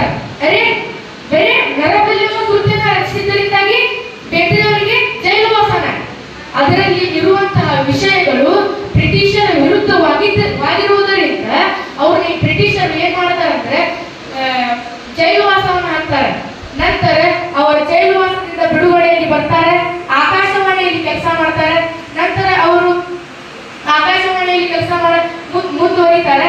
ನಂತರ ಅವ್ರು ಏನ್ ಮಾಡ್ತಾರೆ ಅಂದ್ರೆ ಮುಂದೆ ಒಂದು ಚಿಕ್ಕ ಏನಂದ್ರೆ ಅವರು ಬಹಳ ಬಹಳ ಒಬ್ಬ ಮಹತ್ವದ ವ್ಯಕ್ತಿ ಹಾಗೂ ಸಾಧಾರಣ ವ್ಯಕ್ತಿ ಆಗಿದ್ದರು. ಸಾಧಾರಣ ಅಂದ್ರೆ ಹೆಂಗೆ, ಅವ್ರ ವೇಷಭೂಷಣ ಹೇಗಂದ್ರೆ ತಲೆ ಮೇಲೆ ಒಂದು ಕರಿ ಟೋಪಿಗೆ, ಮೇಲೊಂದು ಶರ್ಟು, ಅದರ ಮೇಲೆ ಒಂದು ಕೋಟು, ಕಚ್ಚೆ ಪಂಚೆ, ಬಗಲಲ್ಲಿ ಒಂದು ಪುಸ್ತಕ, ಕೈಯಲ್ಲಿ ಒಂದು ಕೊಡೆ.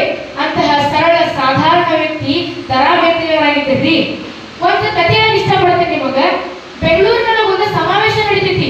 ಆ ಸಮಾವೇಶ ಮುಗಿದ ನಂತರ ಮಧ್ಯಾಹ್ನ ಮುಗಿತೈತಿ. ಮಧ್ಯಾಹ್ನ ಮುಗಿದ ನಂತರ ಅವರ ಭೋಜನಾಲಯಕ್ಕೆ ಹೋಗಬೇಕಾಗಿರ್ತೈತಿ. ಭೋಜನಾಲಯ ಸ್ವಲ್ಪ ದೂರ ಇರ್ತೈತಿ. ಆ ಸಮಾವೇಶಗೊಂಡ ಸ್ಥಳದಿಂದ ಸ್ವಲ್ಪ ದೂರ ಇರ್ತೈತಿ. ಮಠ ಏನೋ ಬಿಸಿಲು ಮತ್ ಅಷ್ಟೇ ಅಲ್ಲ, ಅವ್ರು ನಡ್ಕೊಂತ ಹೋಗಬೇಕಾಗಿರ್ತೈತಿ. ಮಹಾನ್ ದರಾ ಬೇಂದ್ರೆ ಸಾಹಿತ್ಯಕಾರ ಅವರ ಒಬ್ಬರು ಕಾರ್ಯದರ್ಶಿಗಳು ಬರ್ತಾರೆ.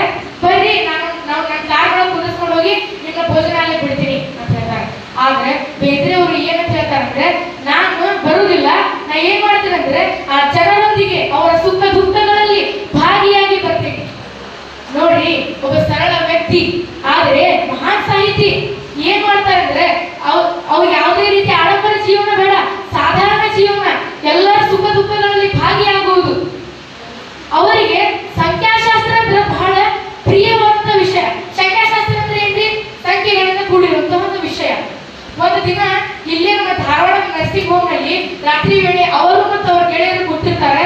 ಕುಂತಾಗ ನಮ್ಮ ದರಾ ಬೇಂದ್ರೆ ಅವರು ಅವರ ಸಂಖ್ಯಾಶಾಸ್ತ್ರದ ಬಗ್ಗೆ ಹೇಳ್ಕೊತ ಹೋಗ್ತಿರ್ತಾರೆ. ಆದ್ರೆ ಅವರ ಗೆಳೆಯರು ಇರ್ತಾರಲ್ಲ, ಅವರಿಗೆ ಬೇಜಾರು ಬರ್ತೈತಿ ಅದನ್ನ ಕೇಳಿ ಆದ್ರೂ ಕೇಳ್ತಿರ್ತಾರೆ. ಅವ್ರು ಯಾವ ರೀತಿ ದರಾ ಬೇಂದ್ರೆ ಅವರು ತಮ್ಮ ಸಂಖ್ಯಾಶಾಸ್ತ್ರದ ವಿಷಯಗಳನ್ನ ಮಂಡನೆ ಮಾಡಕತ್ತಿದ್ರೆ ಅವ್ರು ಮರೆತು ಹೋಗಿದ್ರೆ ಅವರ ಗೆಳೆಯನ್ನು ಸಹ ನೋಡಿದ್ದಿಲ್ಲ. ಅದನ್ನ ಅವ್ರ ಗೆಳೆಯರಿಗೆ ಮಾತಾಡಬೇಕಲ್ಲ ದರಾ ಬೇಂದ್ರೆ ಹೇಗಾದ್ರೂ ಮಾಡಿ. ಅವಾಗ ಹೇಳ್ತಾರೆ, ಒಂದಂದ್ರೆ ಮಸ್ಕೀರಿ ಮಾಡ್ತಾರೆ. ಏನಂತ ಹೇಳಿದ್ರೆ, ದರಾ ಬೇಂದ್ರೆ ಅವರೇ, ನನ್ನ ಫಿಲಾಸಫಿ ಅನ್ನೋದು ಒಂದು ನಂಬರು, ಸಂಖ್ಯೆ, ಆದ್ರೆ ಅದನ್ನ ಚೆನ್ನಾಗಿ ನಂಬರು.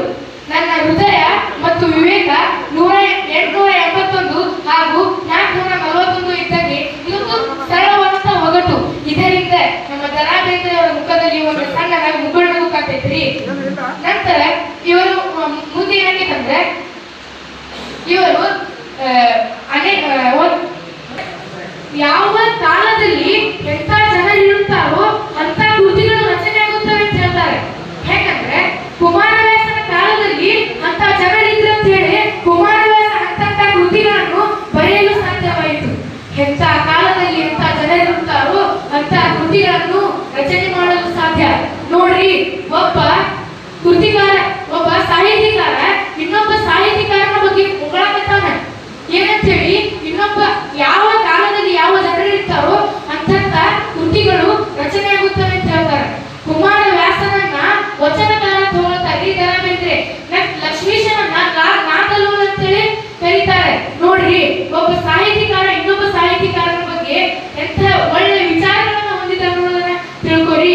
ಅದನ್ನ ನಾವು ಇವತ್ತು ದರಾ ಬೇಂದ್ರೆ ಅವರಲ್ಲಿ ಕಂಡುಕೊಳ್ಳಬೇಕು. ನಾವು ದರಾ ಬೇಂದ್ರೆ ಅವರ ಸಾಹಿತ್ಯಗಳನ್ನ ಓದಿದ್ರೆ ಮಾತ್ರ ಅಲ್ಲ, ದರಾ ಬೇಂದ್ರೆಗಳ ವ್ಯಕ್ತಿತ್ವವನ್ನು ನಾವು ಅರಿತುಕೋಬೇಕು ಅಂತ ಹೇಳಿ ನನ್ನ ಚಿಕ್ಕ ಭಾಷಣಕ್ಕೆ ಚಂದವೇ. ನೀ ಹಿಂಗ ನೋಡಿದರೆ ನನ್ನ, ತಿರುಗಿ ನಾ ಹ್ಯಾಂಗ ನೋಡಲಿ ನಿನ್ನ, ತಿರುಗಿ ನಾ ಹ್ಯಾಂಗ ನೋಡಲಿ ನಿನ್ನ. ಮಗುವನ್ನು ಕಳೆದುಕೊಂಡ ದುಃಖದಲ್ಲಿಯೂ ಕವಿತೆ ಭಾವ ಒಡಲು ತುಂಬಿ ಹರಿದಿದೆ. ಹುಡುಗರಾಡದ ದುಃಖ ಕವನದಲ್ಲಿ ಹೆಣ್ಣು ತನ್ನ ದುಃಖ ಗೊತ್ತಾಗದಿರಲಿ ಎಂದು ಮುಚ್ಚಿಡುವ ಪ್ರಯತ್ನ ಮಾಡುತ್ತಾಳೆ. ಎಂತಿ ಜೀವನ ಗೆಳತಿ, ನನ್ನೆದೆಯ ಗುಡಿಯಲ್ಲಿ ನೀನು ಅಡಮಟಿಸುತ್ತಿರಲು ದಾಂಪತ್ಯದ ವಿರಸವನ್ನು ಮನದಲ್ಲೇ ನಾನು ಮುಂದುಕೊಂಡಿದರೆ ಕವನದಲ್ಲಿ ಕಾಣಬಹುದಾಗಿದೆ. ಗಂಡು ಹೆಣ್ಣಿನ ಹೊಂದಾಣಿಕೆಯಿಲ್ಲದ ವಿರಸ ಭಾವವನ್ನು ಇಲ್ಲಿ ಕಾಣಬಹುದು. ಆಡದಿರು ಮನದನ್ನೇ ನನಗೆ ಇದಿರಾಡದಿರು, ವಾದಕ್ಕೆ ಬೇಸತ್ತು ಮರ್ಮಕಾಸಕ್ಕೆ ಸತ್ತು. ದಾಂಪತ್ಯದಲ್ಲಿ ಸಮರಸತೆ ತರಲು ಪ್ರಯತ್ನಿಸುವ ಶಾಂತಿ ಸೈರಣೆಯ ಲೋಕದವರಾಗಲು ಬಯಸಿದ್ದನ್ನು ಕಾಣಬಹುದು. ಗಂಡು ದರ್ಪವ ಹರಿದು ಬಿರುಸು ಬಿಂಗವ ತೊರೆದು ತೋಳ ತೊಟ್ಟಿಲ ಮಗುವು ಆಗಿ ಬಂದೆ. ಗಂತಿದು ಶೃಂಗಾರ ಮಾಸ, ಕತ್ತು ನಕ್ಕ ಚಂದ್ರಹಾಸ ಎಂದು ಶೃಂಗಾರ ಮಾಸದ ಆರಂಭವನ್ನು ತಿಳಿಸಿ, ನಾನು ನೀನು ಜೊತೆಗೆ ಬಂದು ಈ ನದಿಗಳ ತಡಿಗೆ ನಿಂದು ಸಾನುರಾಗದಿಂದ ಇಂದು ದೀಪ ತೇಲಿಬಿಟ್ಟೆವು ಎಂದು ದೀಪಕವನದಲ್ಲಿ ಆಶಾದಾಯಕವಾಗಿ ಭಾವನೆಯನ್ನು ಬಿಂಬಿಸಿದ್ದಾರೆ. ಬೇಂದ್ರೆ ಅವರ ಕಾವ್ಯದಲ್ಲಿ ಪ್ರೇಮ ತತ್ವ ಎದ್ದು ಕಾಣುತ್ತದೆ. ಪ್ರಕೃತಿಯ ಹಿನ್ನೆಲೆಯ ಪ್ರೇಮೋತ್ತರಕ್ಕೆ, ಪ್ರೇಮವರ್ಧನೆಗೆ ಪ್ರೇರಣೆ ನೀಡುವ ವಿಶೇಷ ಲೋಕಪ್ರಿಯವಾದ ಗೀತೆ ಇಲ್ಲಿದೆ. ಮುಗಿಲ ಮಾರಿಗೆ ರಾಗರತಿಯ ನಂಜು ಏರಿತ್ತ, ಆಗ ಸಂಜೆಯಾಗಿತ್ತ, ನೆಲದ ಅಂಚಿಗೆ ಮಂಚಿನ ಮುಸುಕು ಹ್ಯಾಂಗೋ ಬಿದ್ದಿತ್ತ, ಗಾಳಿಗೆ ಮೇಲ ಕೆತ್ತಿತ್ತ ಎಂದಿದ್ದಾರೆ. ಎದ್ದ ನೋಡುವಿ ಮತ್ತ, ಎದ್ದ ಹಾರಿದು ಚಿತ್ತ, ಅತ್ತೆಗೆ ನೋಡು ಇತ್ತ. ಚಿತ್ತ ಭಿತ್ತಿಯನ್ನು ತನ್ನತ್ತ ಸೆಳೆಯುವ ತಂತ್ರ ಮೋಹಕವಾಗಿ ಬಿಡಿದೆ. ಸೃಷ್ಟಿಯ ಕ್ರಿಯೆಯನ್ನು ಬೇಂದ್ರೆಯವರು ಅತ್ಯಂತ ಸುಂದರವಾಗಿ ಈ ರೀತಿ ವಿವರಿಸಿದ್ದಾರೆ. ಈ ಭಾವವನ್ನು ತಿಳಿಸುವ ಕವನಗಳು ಗರಿ ಮತ್ತು ಗಂಗಾವತರಣ ಕವನ ಸಂಗ್ರಹದಲ್ಲಿವೆ. ವಿಶ್ವಮಾತೆ, ಭೂಮಿ ತಾಯಿ, ಭರತ ಮಾತೆ, ಕನ್ನಡಾಂಬೆ, ಮತ್ತೆ ನನ್ನ ತಾಯಿ, ಪಂಚ ಪ್ರಾಣವ ಪಡೆದು ಜೀವರೂಪ ತಳೆದಿಹ ಅಂಬಿಕಾ ತನೆಯನಿವನು ಎಂದು ಬೇಂದ್ರೆಯವರು ಹೇಳಿದ್ದಾರೆ. ಕಣ್ಣುಗಳ ಬಣ್ಣ ನೀಸೋ ತನಿ ಬೆಳಕು ಹಣ್ಣು ಜೇನು, ರಸವೇ ಜನನ, ವಿರಸವೇ ಮರಣ, ಸಮರಸವೇ ಜೀವನ. ಸಾಧು ಸಂತರ ಬದುಕನ್ನು ಬಹುವಾಗಿ ಪ್ರೀತಿಸುತ್ತಿದ್ದರು. ಹಕ್ಕಿ ಹಾರುತ್ತಿದೆ ನೋಡಿದಿರಾ ಎಂಬ ಕವನದಲ್ಲಿ ಕಾಲ ಪಕ್ಷಿ ಹೇಗೆ ಹಾರುತ್ತಿದೆ ಎಂದು ಸುಂದರವಾಗಿ ಮಾರ್ಮಿಕವಾಗಿ ತಿಳಿಸಿದ್ದಾರೆ. ಗಂಗಾವತರಣ ಪದ್ಯದಲ್ಲಿ ಹರಿಯಾಡಿಯಿಂದ ಇಳಿದು ಬಾ ಎಂದು ಬೇಡಿದರೆ ಬೆಳಕನ್ನು ಹೀಗೆ ಬಂಧಿಸಿದ್ದಾರೆ. ಮೂಡಲ ಮನೆಯ ಮುತ್ತಿನ ನೀರಿನ ಎರಕವ ಹೊಯ್ದ, ನುಣ್ಣನೆ ಎರಕವ ಹೊಯ್ದ. ಪ್ರಣಯ ಭಂಗದಿಂದಾದ ದುಃಖವನ್ನು ತಿಳಿಸುವ ಪರಿಯೂ ಕೂಡ ಒಂದು ಭಾವಗೀತೆಯಾಗಿದೆ. ಇನ್ನು ಯಾಕ ಬರಲಿಲ್ಲ ಹುಬ್ಬಳ್ಳಿಯ ಮಾರದಾಗ ಮೂರು ಸತಿ ಬಂದು ಹೋದಾಮ. ರಾಗ ತಾಳ ಜ್ಞಾನವಿಲ್ಲದಿದ್ದರೂ ಮನ ಸಂತಸ ಪಡುವಂತೆ ಕುಡಿದು ಕುಪ್ಪಳಿಸೋಣ ಬಾ ಎಂದು ಸುಂದರವಾಗಿ ರಾಗದ ಚಿಂಚಾಕ, ಹೆಜ್ಜಾಕ ಗೆಜ್ಜಾಕ ಕುಣಿಯೋಣ ಬಾ. ಬೇಂದ್ರೆಯವರು ಬಡತನದಲ್ಲಿಯೇ ಬದುಕಿದರು. ಬಡತನವಿದ್ದರೂ ಬದುಕಲು ಒಲವೇ ಆಧಾರವಾಗಿತ್ತೆಂದು. ನಾನು ಬಡವೆ, ಆತ ಬಡವ, ಒಲವೇ ನಮ್ಮ ಬದುಕು, ಬಳಸಿಕೊಂಡವರನ್ನೇ ನಾವು ಅದಕ್ಕೂ ಇದಕ್ಕೂ ಬೆಳಕು ಎಂದು ಹೇಳಿದ್ದಾರೆ. ಯುಗಾದಿ ಬರುವ ಹೊಸತನವನ್ನು ಮನದಲ್ಲಿ ಹಾಡಿದ್ದಾರೆ. ಯುಗಾದಿ ಕಳೆದರೂ ಯುಗಾದಿ ಮರಳಿ ಬರುತ್ತಿದೆ, ಹೊಂಗೆ ಹೂವ ತಂಪನಲ್ಲಿ ಭೃಂಗದ ಸಂಗೀತಕ್ಕೆ ಮತ್ತೆ ಕೇಳಿ ಬರುತ್ತಿದೆ, ಮತ್ತೆ ಹೇಳಿ ಬರುತ್ತಿದೆ. ಕೈ ಹಿಡಿದ ಮನದಲ್ಲಿ ದುಃಖಕ್ಕೆ ಹೆದರಿದಾಗ, ಚಿಂತೆಯಿಂದ ಇದ್ದಾಗ ಸಮಾಧಾನಿಸಿದ ಪರಿ ಈ ಕವಿ ಹೇಳಿದೆ. ನನ್ನ ಕೈ ಹಿಡಿದಾಕೆ ಅಳು ನುಂಗಿ ನಗುವೊಮ್ಮೆ ನಾನು ನಕ್ಕೇನ, ಹುಸಿನಗುತ್ತ ಬಂದೇವ ನಸುನಗುತ್ತ ಬಾಳೋಣ, ತುಸುನಗುತ್ತ ತೆರಳೋಣ. ಭಾರತದ ಬೆನ್ನೆಲುಬಿನಂತಿರುವ ರೈತನ ಸ್ಥಿತಿಯ ಬಗ್ಗೆ ಭೂಮಿ ತಾಯಿಯ ಚೊಚ್ಚಲ ಮಗ ಕವಿತೆಯಲ್ಲಿ ಬೇಂದ್ರೆಯವರು ಈ ರೀತಿ ಹೇಳಿದ್ದಾರೆ. ದಿನ ದಿನವೂ ಸಂಜೆಗೆ ಬೆವರಿನ ಜಳಕ, ಉಸಿರಿನ ಕೂಳಿಗೆ ಕಂಬನಿ ನೀರು, ಹೊಟ್ಟೆಯು ಹತ್ತಿತು ಬೆನ್ನಿನ ಬೆನ್ನು, ಎದೆಯ ಗುಡಿನೋಳ್ ಚಿಂತೆಯ ಕೂಗಿ, ಹೊರಳಿಗೆ ಹತ್ತಿದೆ ಸಾಲದ ಶೂಲ, ಆದರೂ ಬರದೆ ಯಮನಿಗೆ ಕರುಣ, ಉಸಿರಿಗೆ ಒಮ್ಮೆ ಜನನ ಮರಣ. ಹಣವು ಯಾವ ರೀತಿಯಲ್ಲಿ ಜನರನ್ನು ದಾರಿ ತಪ್ಪಿಸಿ ಬೇರೆ ಬೇರೆ ರೂಪ ಧರಿಸುವಂತೆ ಮಾಡುತ್ತದೆ. ಕುರುಡು ಕಾಂಚಾನ ಕುಣಿಯುತ್ತಲಿತ್ತು, ಕಾಲಿಗೆ ಬಿದ್ದವರ ತೊಳೆಯುತ್ತಲಿತ್ತು. ಉತ್ತರ ಧ್ರುವದಿ ದಕ್ಷಿಣ ಧ್ರುವಕ್ಕೂ ಚುಂಬಕ ಗಾಳಿಯು ಬೀಸುತ್ತಿದೆ. ಪದ್ಯದಲ್ಲಿ ಮಳೆಗಾಲ, ಬೇಸಿಗೆ, ಚಳಿಗಾಲ ಹೀಗೆ ಋತು ಬದಲಾವಣೆಯನ್ನು ವಿವರಿಸಿ ಹೊಸ ಋತು ಬಂದಾಗ ಹೊಸತನ ಅಭ್ಯಾಸ ಮಾಡಿಕೊಳ್ಳಬೇಕೆಂದಿದ್ದಾರೆ. ಕರಡಿ ಕುಣಿತ, ಪಾತರಗಿತ್ತಿ ಪಕ್ಕ, ಹಕ್ಕಿ ಹಾರುತ್ತಿದೆ ನೋಡಿದಿರಾ ಮುಂತಾದ ಕವನಗಳು ಅನ್ವಯಿಗಳಾಗಿದ್ದು ಮಾನವನಲ್ಲಿ ಹೊಸತನ ಜೀವನೋನ್ನತಿ ಇರುವುದನ್ನು ಸಮರ್ಥಿಸುತ್ತದೆ ಹಾಗೂ ಶಬ್ದ ಚಮತ್ಕಾರಗಳನ್ನು ಸಹ ಕಾಣಬಹುದು. ಪಾತರಗಿತ್ತಿ ಪಕ್ಕ ನೋಡಿದೇನ ಅಕ್ಕ, ಹಸಿರು ಹಚ್ಚಿ ಚುಚ್ಚಿ ನೇತ ಕರಿಶಿನ ಹಚ್ಚಿ. ಜಿಜ್ಞಾಸೆ, ಜೋಗಿ, ಶಿಲ್ಪಿ, ಚೈತ್ಯಾಲಯ, ಆತ್ಮಪ್ರಜ್ಞೆ ಮುಂತಾದ ಕವನಗಳಲ್ಲಿ ಜೀವನದ ಪ್ರತಿಬಿಂಬವನ್ನು ಪ್ರದರ್ಶಿಸಿದ್ದಾರೆ. ಧನ್ಯವಾದಗಳು. ಓದುತ್ತಿದ್ದೇನೆ. ಬೇಂದ್ರೆಯವರೇ ತಮ್ಮ ಸಾಹಿತ್ಯದ ವಿರಾಟ್ ಸ್ವರೂಪದಲ್ಲಿ ಹೀಗೆ ಹೇಳಿಕೊಂಡಿದ್ದಾರೆ. ಪ್ರಕೃತಿ ಹೆಚ್ಚಿನ ಸಂಸ್ಕೃತಿಯ ಭೂಮಿಕೆಗೆ ದಾರಿ, ಅಲ್ಲಿ ಅಚಲ ಪ್ರತಿಷ್ಠೆಯನ್ನು ತೊಳೆಯುವವರೆಗೆ ವಿಕೃತಿಯ ಸಹವಾಸವು ಸಂಘರ್ಷವು ತಪ್ಪೀತಲ್ಲ. ಇಂತಹ ನಿಲುವುಗಳಿಂದಲೇ ಬೇಂದ್ರೆಯವರ ಕವಿತೆಗಳು ಒಳಿತು ಕೆಡಕು, ಪ್ರೇಮ ಕಾಮ, ಪ್ರೀತಿ ದ್ವೇಷ, ಮಾನವ ದಾನವ, ಐಂದ್ರಿಯಕ ಆಧ್ಯಾತ್ಮಿಕ ಇಂತಹ ಸಂಘರ್ಷದ ನಿರಂತರತೆಯನ್ನು ಕಾಪಾಡಿಕೊಂಡು ಬಂದಿವೆ.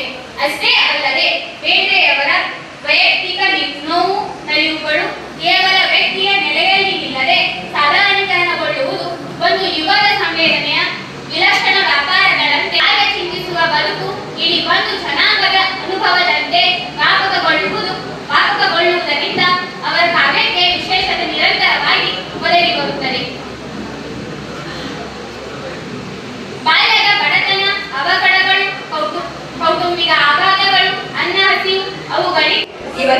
1896 ಜನವರಿ 31ರಂದು ಧಾರವಾಡದಲ್ಲಿ ಜನಿಸಿದರು. ಇವರು ಕಾವ್ಯಗಳನ್ನು ರಚಿಸಿದ್ದಾರೆ, ಕವಿತೆಗಳನ್ನು ರಚಿಸಿದ್ದಾರೆ, ಸಾಹಿತ್ಯಗಳನ್ನು ರಚಿಸಿದ್ದಾರೆ. ಹಾಗಾದರೆ ಸಾಹಿತ್ಯ ಎಂದರೇನು? ಅದಕ್ಕೆ ಒಂದು ಹಿನ್ನೆಲೆ ಇದೆ ಕೇಳಿ.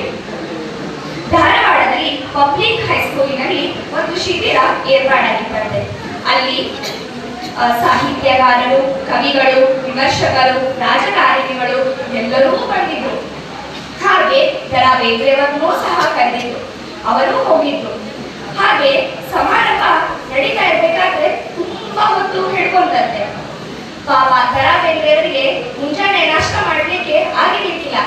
ಅದಕ್ಕೆ ಸುಮ್ಮನೆ ಹೋಗಿದ್ರು. ಕಾರ್ಯಕ್ರಮ ಇನ್ನೇನು ಶುರು ಆಗತ್ತೆ ಅಂತ ಮಧ್ಯಾಹ್ನ 2 ಗಂಟೆಗೆ ಊಟ ಬಿಡ್ತಂತೆ. ಬಿಟ್ಟ ತಕ್ಷಣ ಊಟ ಬಂತು. ಊಟ ಇನ್ನೇನು ಮಾಡ್ಬೇಕು ಅನ್ನೋಷ್ಟರಲ್ಲಿ ಒಬ್ಬ ಹುಡುಗ ಬಂದು ಎದುರುಗಡೆ ಕೂತ್ಕೊಳ್ತಾರಂತೆ. ಅಜ್ಜ, ಸಾಹಿತ್ಯ ಅಂದ್ರೆ ಏನು ಅಂತ ಕೇಳ್ತಾರಂತೆ. ಅಪ್ಪ, ಈಗ ನಿಂಗೆ ಹೊಟ್ಟೆ ಹಸಿವಾದ್ರೆ ಏನ್ ಮಾಡ್ತೀಯಾ ಅಂತ ಕೇಳಿದ್ರಂತೆ. ಅವಾಗ ಅವ್ನು ಹೇಳ್ತಾನೆ, ಅಜ್ಜ, ಹೊಟ್ಟೆ ಹಸಿವಾದ್ರೆ ಏನ್ ಮಾಡ್ತಾರೆ? ಊಟ ಮಾಡ್ತೀನಿ ಅನ್ನಂತೆ. ಅಜ್ಜ ಅವ್ನು ಕೇಳ್ತಾರೆ, ಊಟ ಆದ್ಮೇಲೆ ಏನ್ ಮಾಡ್ತೀಯಪ್ಪ ಅನ್ನಂತೆ. ಅವಾಗ ಅವ್ನು ಹೇಳ್ತಾನೆ, ಅಜ್ಜ, ಹೊಟ್ಟೆ ತುಂಬತ್ತೆ, ಸುಮ್ಮನೆ ಕೂತ್ಕೊಳ್ತೀನಿ ಅನ್ನಂತೆ. ಹೊಟ್ಟೆ ತುಂಬಿದ್ಮೇಲೆ ಏನಾಗತ್ತೆ ಅನ್ನಂತೆ. ಬಂದು ನನಗೆ ಬರ್ತಾವ್ರಿ, ಡಂಕಿ ಹೊಡಿತೇವ್ರಿ ಅನ್ನಂತೆ. ಇದೇ ಅಪ್ಪ ಸಾಹಿತ್ಯ ಅನ್ನಂತೆ. ಹಾಗಾದ್ರೆ ಈ ಹೇಳಿ ಸಾಹಿತ್ಯ ಅಂದ್ರೇನು? ನಾವು ಯಾವುದಾದರೂ ಒಂದು ವಿಷಯವನ್ನ ಓದಿ ಅರಗಿಸಿಕೊಂಡು ಹೊಸ ವಿಚಾರಗಳನ್ನ ಹೊರಬರುವುದೇ ಸಾಹಿತ್ಯ. ಕವಿ ಬೇಂದ್ರೆಯವರಿಗೆ ಶ್ರಾವಣ ಮಾಸ ಎಂದರೆ ಬಲು ಪ್ರಿಯ. ಬಂಧನದೊಳಗಿದ್ದವರ ಬಂಧನವ ಬಿಡಿಸಿದ ಹಾಗೂ ಭಾವಬಂಧನದಿಂದ ಜೀವಿಗಳನ್ನು ಮುಕ್ತಿಗೊಳಿಸಿದ ಶ್ರೀಕೃಷ್ಣ ಹುಟ್ಟಿದ್ದು ಶ್ರಾವಣದಲ್ಲಿಯೇ.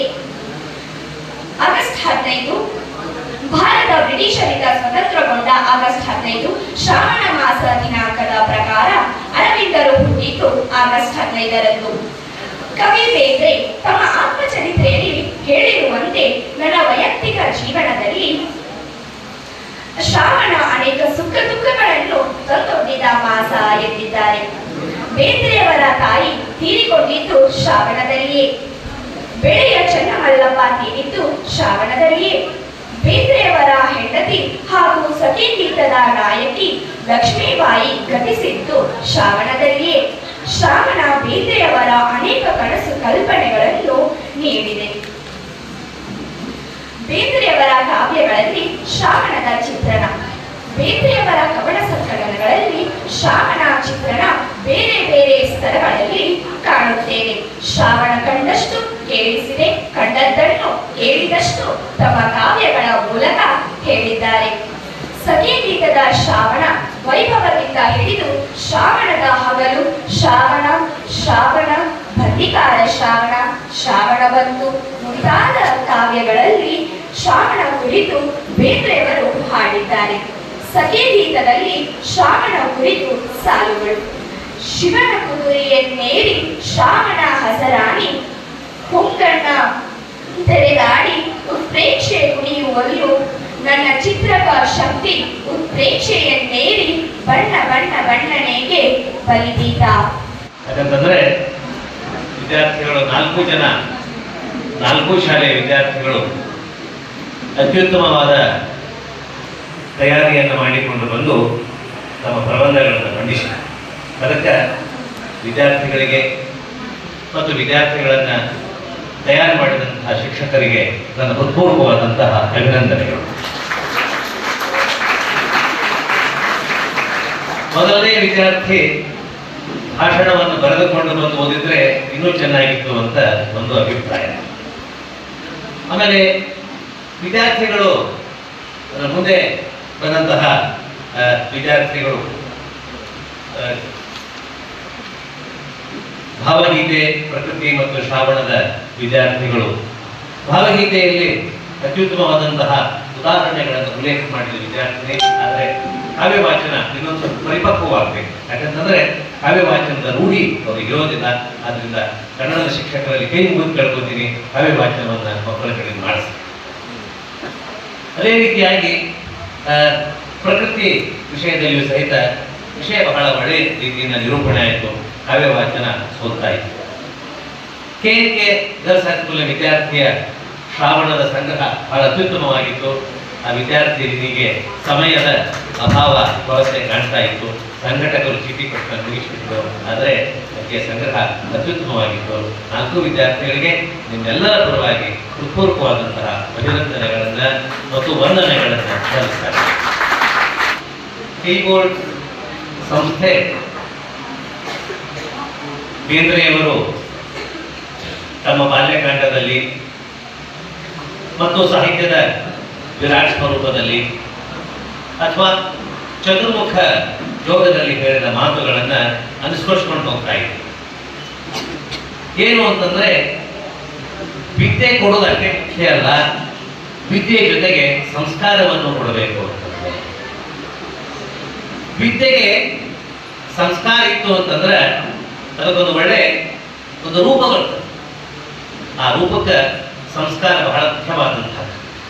ಬೇಂದ್ರೆ ತಮ್ಮ ಇಡೀ ಜೀವನದಲ್ಲಿ ಧಾರವಾಡದಿಂದ ಪಡೆದುಕೊಂಡಂತಹ ಸಂಸ್ಕಾರದ ಮಾತುಗಳನ್ನ ತಮ್ಮ ಕಾವ್ಯದಲ್ಲಿ ತಮ್ಮ ಗದ್ಯದಲ್ಲಿ ಮೇಲಿಂದ ಮೇಲೆ ಹೇಳ್ತಾ ಇದ್ದಾರೆ. ಅದೇ ರೀತಿಯಾಗಿ ಇದು ಇವತ್ತು ಕಾರ್ಪೊರೇಟ್ ಸಿಸ್ಟಮ್ ಸ್ಕೂಲ್ನವರಿಗೆ ಇದು ವಜ್ರ ಅಂತ ಅನಿಸ್ತದೆ. ಆದರೆ ನಮ್ಮ ಕೀಬೋರ್ಡ್ ಶಾಲೆ ನಾನ್ ಕಾರ್ಪೊರೇಟ್ ಸಿಸ್ಟಮಿನ ಶಾಲೆ. ಯಾಕಂತಂದ್ರೆ ವಿದ್ಯೆ ಕೊಡೋದು ಎಷ್ಟು ಮುಖ್ಯ ಇದೆಯೋ ಅಷ್ಟೇ ಸಂಸ್ಕಾರವನ್ನು ಕೊಡ್ತಾರೆ. ಆ ಶಾಲೆ ಸಂಸ್ಕಾರ ಕೊಟ್ಟು ಅಂತಲಿಕ್ಕೆ ಒಳ್ಳೆಯ ಉದಾಹರಣೆ ನಾನೇ. ಯಾಕಂತಂದ್ರೆ ನಾನು ಈ ಶಾಲೆಗೆ ನೌಕರಿ ಸೇರಿದಾಗ ನನಗೆ ಮೀಸೆ ಹೆಚ್ಚು ಮೂಡಿದ್ದಿಲ್ಲ. ಬೇಂದ್ರೆ ಅವರ ಮಾತಿನ ಹಾಗೆ ಮಗ ಮೀಸೆ ಮೂಡಿಲ್ಲ ಅಂತ ಒಂದು ಮಾತನ್ನು ಹೇಳ್ತಾರೆ ಅವರು. 1981 ನಾನು ನಮ್ಮ ಮಾಸ್ತರ್ ನೌಕರಿ ಕರ್ಕೊಂಡ್ಬಂದ್ರು, ಶಾಲೆ ಬಿಟ್ಟು ಹೋಗ್ಬಿಟ್ರು. ಏನ್ ಮಾಡಬೇಕು ನಾವು, ಏನ್ ಮಾಡಬೇಕು ಅಂತ ಮುಂದೆ ಕೀಬೋರ್ಡ್ ಕಲಿಸ್ತು. ಹಾಗೆ ನಮಗ ಓದಲಿಕ್ಕೆ ಬರೀಲಿಕ್ಕೆ ಏನಾದ್ರೂ ಇವತ್ತು ಇಲ್ಲಿ ನಿಂತು ನಾನು ಮಾತುಗಳನ್ನು ಆಡ್ತಾ ಇದ್ದೀನಿ ಅಂತಂದ್ರೆ ಇದಕ್ಕೆ ನಾನು ಕೀಬೋರ್ಡ್ಗೆ ಕಡೆ ಹಚ್ಚಿ ನನ್ನ ನಮಸ್ಕಾರವನ್ನು ಮಾಡ್ತಾ ಇದ್ದೀನಿ. ಮತ್ತೇನೆಂದರೆ ಮನೆಯಲ್ಲಿ ಹಾಗೆ ಕೀಬೋರ್ಡ್ ಶಾಲೆಯನ್ನ ಮತ್ತು ಕೀಬೋರ್ಡ್ ಸಂಸ್ಥೆ. ಅದಕ್ಕೆ ಇನ್ನೊಂದು ಕಾರಣ, ನಾನು ಮೊದಲು ಕರ್ನಾಟಕ ಶಾಲೆಯಲ್ಲಿ ನೌಕರಿ ಮಾಡಿ ಕೀಬೋರ್ಡ್ ಶಾಲೆ ಬಂದೆ. ಇಲ್ಲಿ ವಿದ್ಯಾರ್ಥಿಗಳಿಗೆ ಪಾಠ ಮಾಡ್ಬೇಕಾದ್ರೆ ಹಿಂದೆ ನೀವು ಓದ್ಕೊಂಡು ಬಂದಿರ್ಬೇಕು, ಎಸ್ಪೆಷಲಿ ಹೈಸ್ಕೂಲ್ನ ವಿದ್ಯಾರ್ಥಿಗಳಿಗೆ. ಅದರಲ್ಲಿ ಎ ಮತ್ತು ಬಿ ಕ್ಲಾಸಿನ ವಿದ್ಯಾರ್ಥಿಗಳಿಗೆ ನೀವೇನಾದ್ರೂ ಪಾಠ ಮಾಡಬೇಕಾಗಿತ್ತು ಅಂತಂದ್ರೆ ನೀವು ಹಿಂದಿ ನ್ಯೂಸ್ ಓದ್ಕೊಂಡು ಬರದೇ ಹೋದ್ರೆ ನೀವು ಕ್ಲಾಸ್ನಲ್ಲಿ ಪಾಠ ಮಾಡಲಿಕ್ಕೆ ಸಾಧ್ಯತೆ ಆಗ್ತಿಲ್ಲ. ನನ್ನ ಇವತ್ತು ಮೊನ್ನೆ ನಾವು ಕೆಲವು ಪುಸ್ತಕಗಳನ್ನು ಕೀಬೋರ್ಡ್ ಕಾಲೇಜಿಗೆ ಕೊಟ್ಟೆ, ಒಂದು 1000 ಪುಸ್ತಕಗಳನ್ನು. ನನ್ನ ಲೈಬ್ರರಿಯಲ್ಲಿ 5000 ಪುಸ್ತಕಗಳಿವೆ. 5000 ಪುಸ್ತಕಗಳ ಸಂಗ್ರಹ ಹೆಂಗಂತಂದ್ರೆ ಓದಲಿಕ್ಕೆ ಹಚ್ಚಿದಂತಹ ಕೀಬೋರ್ಡ್ ಶಾಲೆಗೆ ನನ್ನ ಸ್ಮರಣೆ ಆಯ್ತು. ಯಾಕಂತಂದ್ರೆ ಓದಬೇಕಾಗ್ತದೆ, ಹೊಸದನ್ನ ನೋಡ್ಬೇಕಾಗ್ತದೆ. ನಾನು ಇಲ್ಲಿ ಧಾರವಾಡದಾಗ ಇರೋ ತನಕ ಸಮಾಜ ಪುಸ್ತಕಾಲಯಕ್ಕೆ EMI ಕೊಡ್ತಿದ್ದೆ, ಈಕ್ವಲಿ ಮಂತ್ಲಿ ಇನ್ಸ್ಟಾಲ್ಮೆಂಟ್ ಪುಸ್ತಕ ತೆಗೆದುಕೊಂಡು ಒಂದು ಉದ್ರಿ ಬಾಕಿ ಇತ್ತಂತ. ಯಾಕಂತಂದ್ರೆ ಪುಸ್ತಕಕ್ಕಾಗಿ ಖರ್ಚು ಮಾಡತಕ್ಕಂತಹ ಒಂದು ಸಂಸ್ಕೃತಿಯನ್ನು ಕಲಿಸಿದ್ದು ಕರ್ನಾಟಕ ಎಜುಕೇಶನ್. ಅಂಥದ್ದು ಇವತ್ತು ಬೇಂದ್ರೆಯವರ ಮೇಲೆ ಒಂದು ಸಾಹಿತ್ಯ ಸಮ್ಮೇಳನವನ್ನು ಮಾಡ್ತಾ ಇದ್ದೀವಿ. ಇವತ್ತು 21ನೇ ಶತಮಾನದಲ್ಲಿ ನಾವೆಲ್ಲರೂ ಕಾಲಿಟ್ಟಿದ್ದೇವೆ.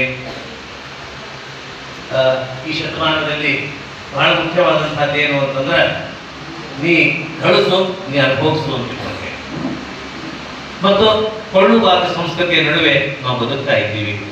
ಇಂಥದ್ರ ಜೊತೆಗೆ ನಾನು ವಿದ್ಯಾರ್ಥಿಗಳಲ್ಲಿ ಒಂದು ವಿನಂತಿ ಮಾಡ್ಕೋತಾ ಇದ್ದೀನಿ, ಏನಾದರೂ ಆಗು, ಡಾಕ್ಟರ್ ಆಗು, ಇಂಜಿನಿಯರ್ ಆಗು, ವಿಜ್ಞಾನಿ ಆಗು, ಏನಾದರೂ ಆಗು, ಜನರಿಗೆ ಭಾಷೆ ಬಹಳ ಮುಖ್ಯವಾದಂತಹ ಭಾಷೆ ಮತ್ತು ಸಂಸ್ಕೃತಿ. ಯಾವ ವಿದ್ಯಾರ್ಥಿಯಲ್ಲಿ ಯಾವ ವ್ಯಕ್ತಿಯಲ್ಲಿ ಭಾಷಾ ಪ್ರೌಢಿಮೆ, ಭಾಷಾ ಜ್ಞಾನ ಮತ್ತು ಸಂಸ್ಕೃತಿ ಇರಂಗಿಲ್ಲ, ನಾವು ಮುಂದೆ ಬರಲಿಕ್ಕೆ ಸಾಧ್ಯ ಇಲ್ಲ. ನಾವು ಎಷ್ಟೋ ಜನರನ್ನು ನೋಡ್ತಾ ಇರ್ತೀವಿ, ಸಾಕಷ್ಟು ತಿಳುವಳಿಕೆ ಇರ್ತದೆ, ಆ ಅರಿವನ್ನ ಇರುವು ಮಾಡಿಕೊಡ್ತಕ್ಕಂತಹ ಒಂದು ಶಕ್ತಿ ಇರೋದಿಲ್ಲ. ಅದಕ್ಕೆ ಕಾರಣ ಅವರಿರ್ತಕ್ಕಂತಹ ಭಾಷಾ ಜ್ಞಾನದ ಕೊರತೆ. ಆ ಭಾಷಾ ಜ್ಞಾನವನ್ನ ಕಲ್ಪಿಸ್ತಕ್ಕಂತಹ, ಕಲಿಸಿಕೊಡ್ತಕ್ಕಂಥದ್ದು ಯಾವುದು ಅಂತಂದ್ರೆ ಇಂಥ ಸಮ್ಮೇಳನಗಳು, ಇಂಥ ಸಾಹಿತ್ಯ ಸಮ್ಮೇಳನಗಳು.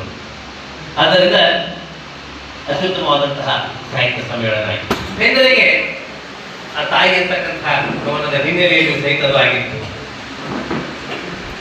ನಮ್ಮ M.N. ಜೋಶಿ ಅವರದ್ದು ಉಲ್ಲೇಖ ಮಾಡಿದ್ರು ಮಾತೃಸ್ವರೂಪಿಣಿ ಬಗ್ಗೆ. ಹಾಗೆ ಗಂಗಾವತರಣ ಪದ್ಯದಲ್ಲಿ ಬರ್ತಕ್ಕಂತಹ ನಾನು ಅಂತಕ್ಕಂತಹ ಒಂದು ಕವಿತೆಯನ್ನು ನಿಮ್ಮ ಮುಂದೆ ನಾನು ಓದ್ತೀನಿ. ವಿಶ್ವ ಮಾತೆಯ ಗರ್ಭ ಕಮಲ ಜಾತ ಪರಾಗ ಪರಮಾಣು ಕೀರ್ತಿ ನಾನು. ಪದ್ಯದ ಹೆಸರು ನಾನು. ಬೇಂದ್ರೆ ಯಾರು ಅಂತ ಹೇಳ್ಕೊತಾ ಇದ್ದಾರೆ. ಮೊದಲನೇ ಈ ಗೋಷ್ಠಿಯ ಮೊದಲನೇ ವಿಷಯ ಆಗಿತ್ತು, ಅದಕ್ಕೆ ಈ ಪದ್ಯವನ್ನು ಆಯ್ಕೆ ಮಾಡ್ಕೊಳ್ತಾರೆ. ವಿಶ್ವ ಮಾತೆಯ ಗರ್ಭ ಕಮಲ ಜಾತ ಪರಾಗ ಪರಮಾಣು ಕೀರ್ತಿ ನಾನು, ಭೂಮಿ ತಾಯಿಯ ಮೈಯ ಹಿಡಿಮಣ್ಣ ಕುಡಿಗಟ್ಟಿ ನಿಂತಹ ಬುದ್ಧಿ ನಾನು. ಭರತ ಮಾತೆಯ ಕೋಟಿ ಕಾರ್ತಿಕೋತ್ಸವದಲ್ಲಿ ಮಿನುಗುತಿಹ ಜ್ಯೋತಿ ನಾನು. ಕನ್ನಡದ ತಾಯಿ ತಾವರೆಯ ಪರಿಮಳ ಉಂಡು ಬೀರುತಿಹ ಗಾಳಿ ನಾನು. ಕನ್ನಡದ ತಾಯಿ ತಾವರೆಯ ಪರಿಮಳ ಉಂಡು ಬೀರುತಿಹ ಗಾಳಿ ನಾನು. ನನ್ನ ತಾಯಿಯ ಹಾಲು ನೆತ್ತರವ ಕುಡಿದಂಥ ಜೀವಂತ ಮಮತೆ ನಾನು. ನನ್ನ ತಾಯಿಯ ಹಾಲು ನೆತ್ತರವ ಕುಡಿದಂಥ ಜೀವಂತ ಮಮತೆ ನಾನು.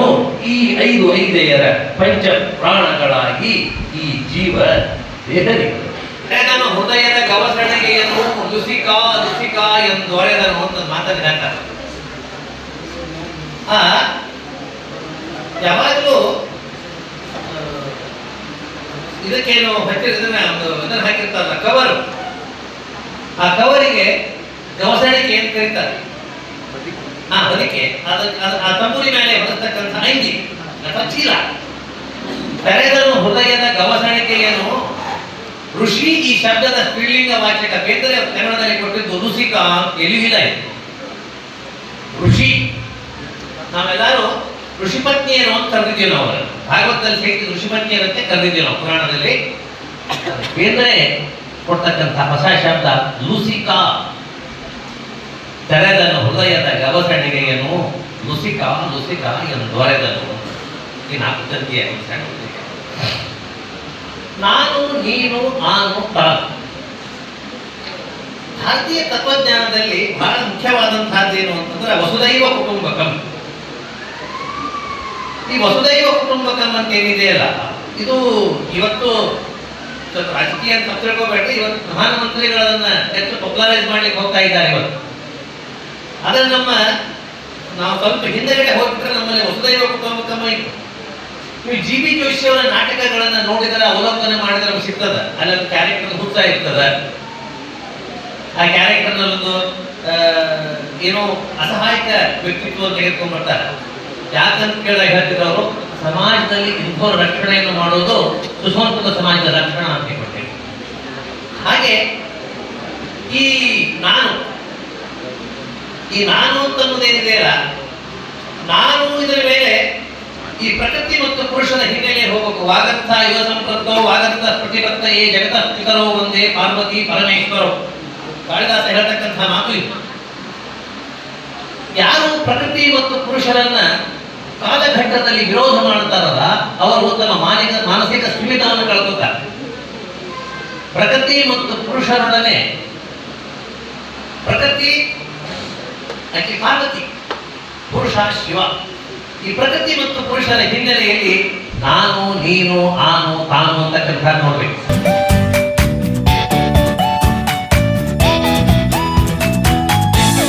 ಸಮ್ಮೇಳನ ಮಾಡ್ತಾ ಇದ್ದೀವಿ. ಇವತ್ತು 5/1/2024 ಇವತ್ತು ಈ ಕಾರ್ಯಕ್ರಮ ಹಮ್ಮಿಕೊಂಡಿದ್ದೇವೆ. ಇದು 1959ನೇ ಸಾಲಿನಿಂದ ನಡೆದು ಬಂದಂಥದ್ದು. 1959ನೇ ಸಾಲಿನಿಂದ ನಡೆದು 1977ನೇ ಸಾಲಿನವರೆಗೂ ಪ್ರತಿ ವರ್ಷ ಈ ಕಾರ್ಯಕ್ರಮ ಮಾಡ್ಕೋತಾ ಬಂದ್ವಿ. ಕಾರಣಾಂತರದಿಂದ ಈ ಕಾರ್ಯಕ್ರಮ ಬಂದಾಗಿತ್ತು. ಮತ್ತೆ ಪುನಃ 2019ನೇ ಸಾಲಿನಿಂದ ಶುರುವಾಗಿದೆ. ತದನಂತರ ಕೊರೋನಾ ಬಂತು ಅಂತ ಅನ್ನೋದಕ್ಕೆ ಆಗಲಿಲ್ಲ. ಈಗ ಮತ್ತೆ ಪುನಃ ವಿಜೃಂಭಣೆಯಿಂದ ಈ ಕಾರ್ಯಕ್ರಮ ಆಚರಿಸ್ತಾ ಇದ್ದೀವಿ. ಇವತ್ತಿನ ಈ ಕಾರ್ಯಕ್ರಮದ ದ.ರಾ. ಬೇಂದ್ರೆಯವರ ಸಾಹಿತ್ಯದ ಬಗ್ಗೆ ಮಕ್ಕಳಿಗೆ ತಿಳುವಳಿಕೆ ಕೊಡಬೇಕು, ಜ್ಞಾನಾಭಿವೃದ್ಧಿ ಆಗಬೇಕು ಅಂತ ಅನಿಸೋದ ಉದ್ದೇಶದಿಂದ 4 ಗೋಷ್ಠಿಗಳನ್ನು ಮಾಡ್ತಾ ಇದ್ದೀವಿ. 4 ಗೋಷ್ಠಿಗಳು 4 ಎಕ್ಸ್ಪರ್ಟ್ ಪರ್ಸನ್ ಕರೆಸಿಕೊಂಡು ಮಕ್ಕಳಿಗೆ ಈ ಬಗ್ಗೆ ದ.ರಾ. ಬೇಂದ್ರೆಯವರ ಕಾವ್ಯಗಳ ಬಗ್ಗೆ, ನಾಟಕಗಳ ಬಗ್ಗೆ ಅವ್ರಿಗೆಲ್ಲ ಲೆಕ್ಚರ್ಸ್ ಎಲ್ಲ ಕೊಟ್ಟು ಅವರೆಲ್ಲ ಅವ್ರೇನು ಹೇಳ್ತಾರೆ ಅದರ ಮೇಲಿಂದ ಚರ್ಚೆ ಮಾಡಿಕೊಂಡು ಮಕ್ಕಳಿಗೆ ದ.ರಾ. ಬೇಂದ್ರೆಯವರೆಲ್ಲ ಸಮಗ್ರ ಕಾವ್ಯಗಳ ಬಗ್ಗೆ, ನಾಟಕಗಳ ಬಗ್ಗೆ ಅವ್ರಿಗೆಲ್ಲ ತಿಳುವಳಿಕೆ ಬರಬೇಕು ಅಂತ ಅನಿಸೋದು ಉದ್ದೇಶದಿಂದ ಈ ಕಾರ್ಯಕ್ರಮ ಮಾಡ್ತಾ ಇದ್ದೀವಿ. ಕೆ.ಬೋರ್ಡದವರು ಪ್ರತಿ ವರ್ಷ, ಈ ವರ್ಷ ನಮ್ಮ ಕೆ.ಬೋರ್ಡ್ ಇಂಗ್ಲೀಷ್ ಕೆ.ಬೋರ್ಡ್ ಜೂನಿಯರ್ ಕಾಲೇಜ್ ವತಿಯಿಂದ ಮಾಡ್ತಾ ಇದ್ದೀವಿ. ನೆಕ್ಸ್ಟ್ ಇಯರ್ ಈಗ ನಾಳೆ ಮುಗಿತದಲ್ಲ ಪ್ರೋಗ್ರಾಮ್, ಅದು ಸೆಕೆಂಡ್ ಸೆಷನ್ ಒಳಗೆ.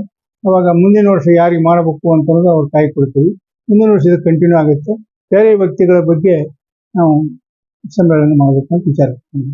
ಇದು ನಿರಂತರವಾಗಿ ಮುಂದುವರ್ಕೊಂಡು ಹೋಗಬೇಕು ಅಂತೇಳಿ ನಮ್ಮ ಮ್ಯಾನೇಜ್ಮೆಂಟ್ ಇಚ್ಛೆ.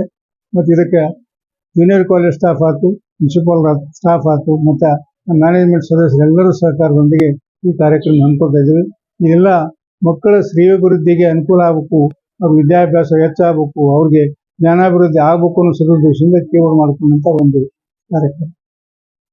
ನನ್ನ ಹೆಸರು Srikanth Patil. I am chairman of institution.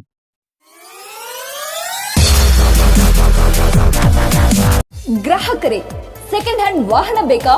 Car ಮತ್ತು ಬೈಕ್ ಬೇಕಾದರೆ ನ್ಯಾಷನಲ್ ಆಟೋ ಕನ್ಸಲ್ಟೆಂಟ್ಗೆ ಭೇಟಿ ನೀಡಿ.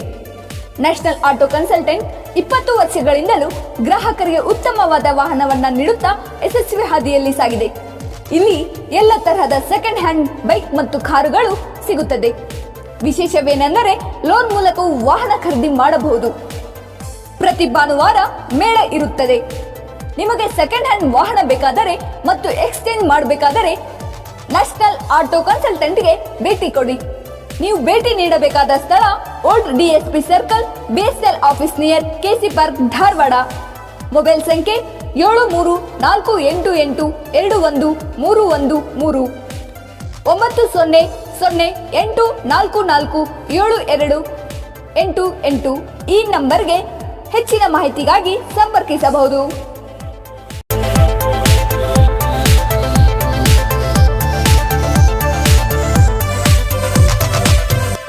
Dharwarkar Lawn Function Hall, perfect selection for a lifetime relation. Dharwarkar Lawn Hall, good and beautiful hall. Let's celebrate your parties and events. Dharwarkar Lawn Hall, modern icon and luxurious venue, wedding events, engagement ceremony, birthday parties, school and college events or other events.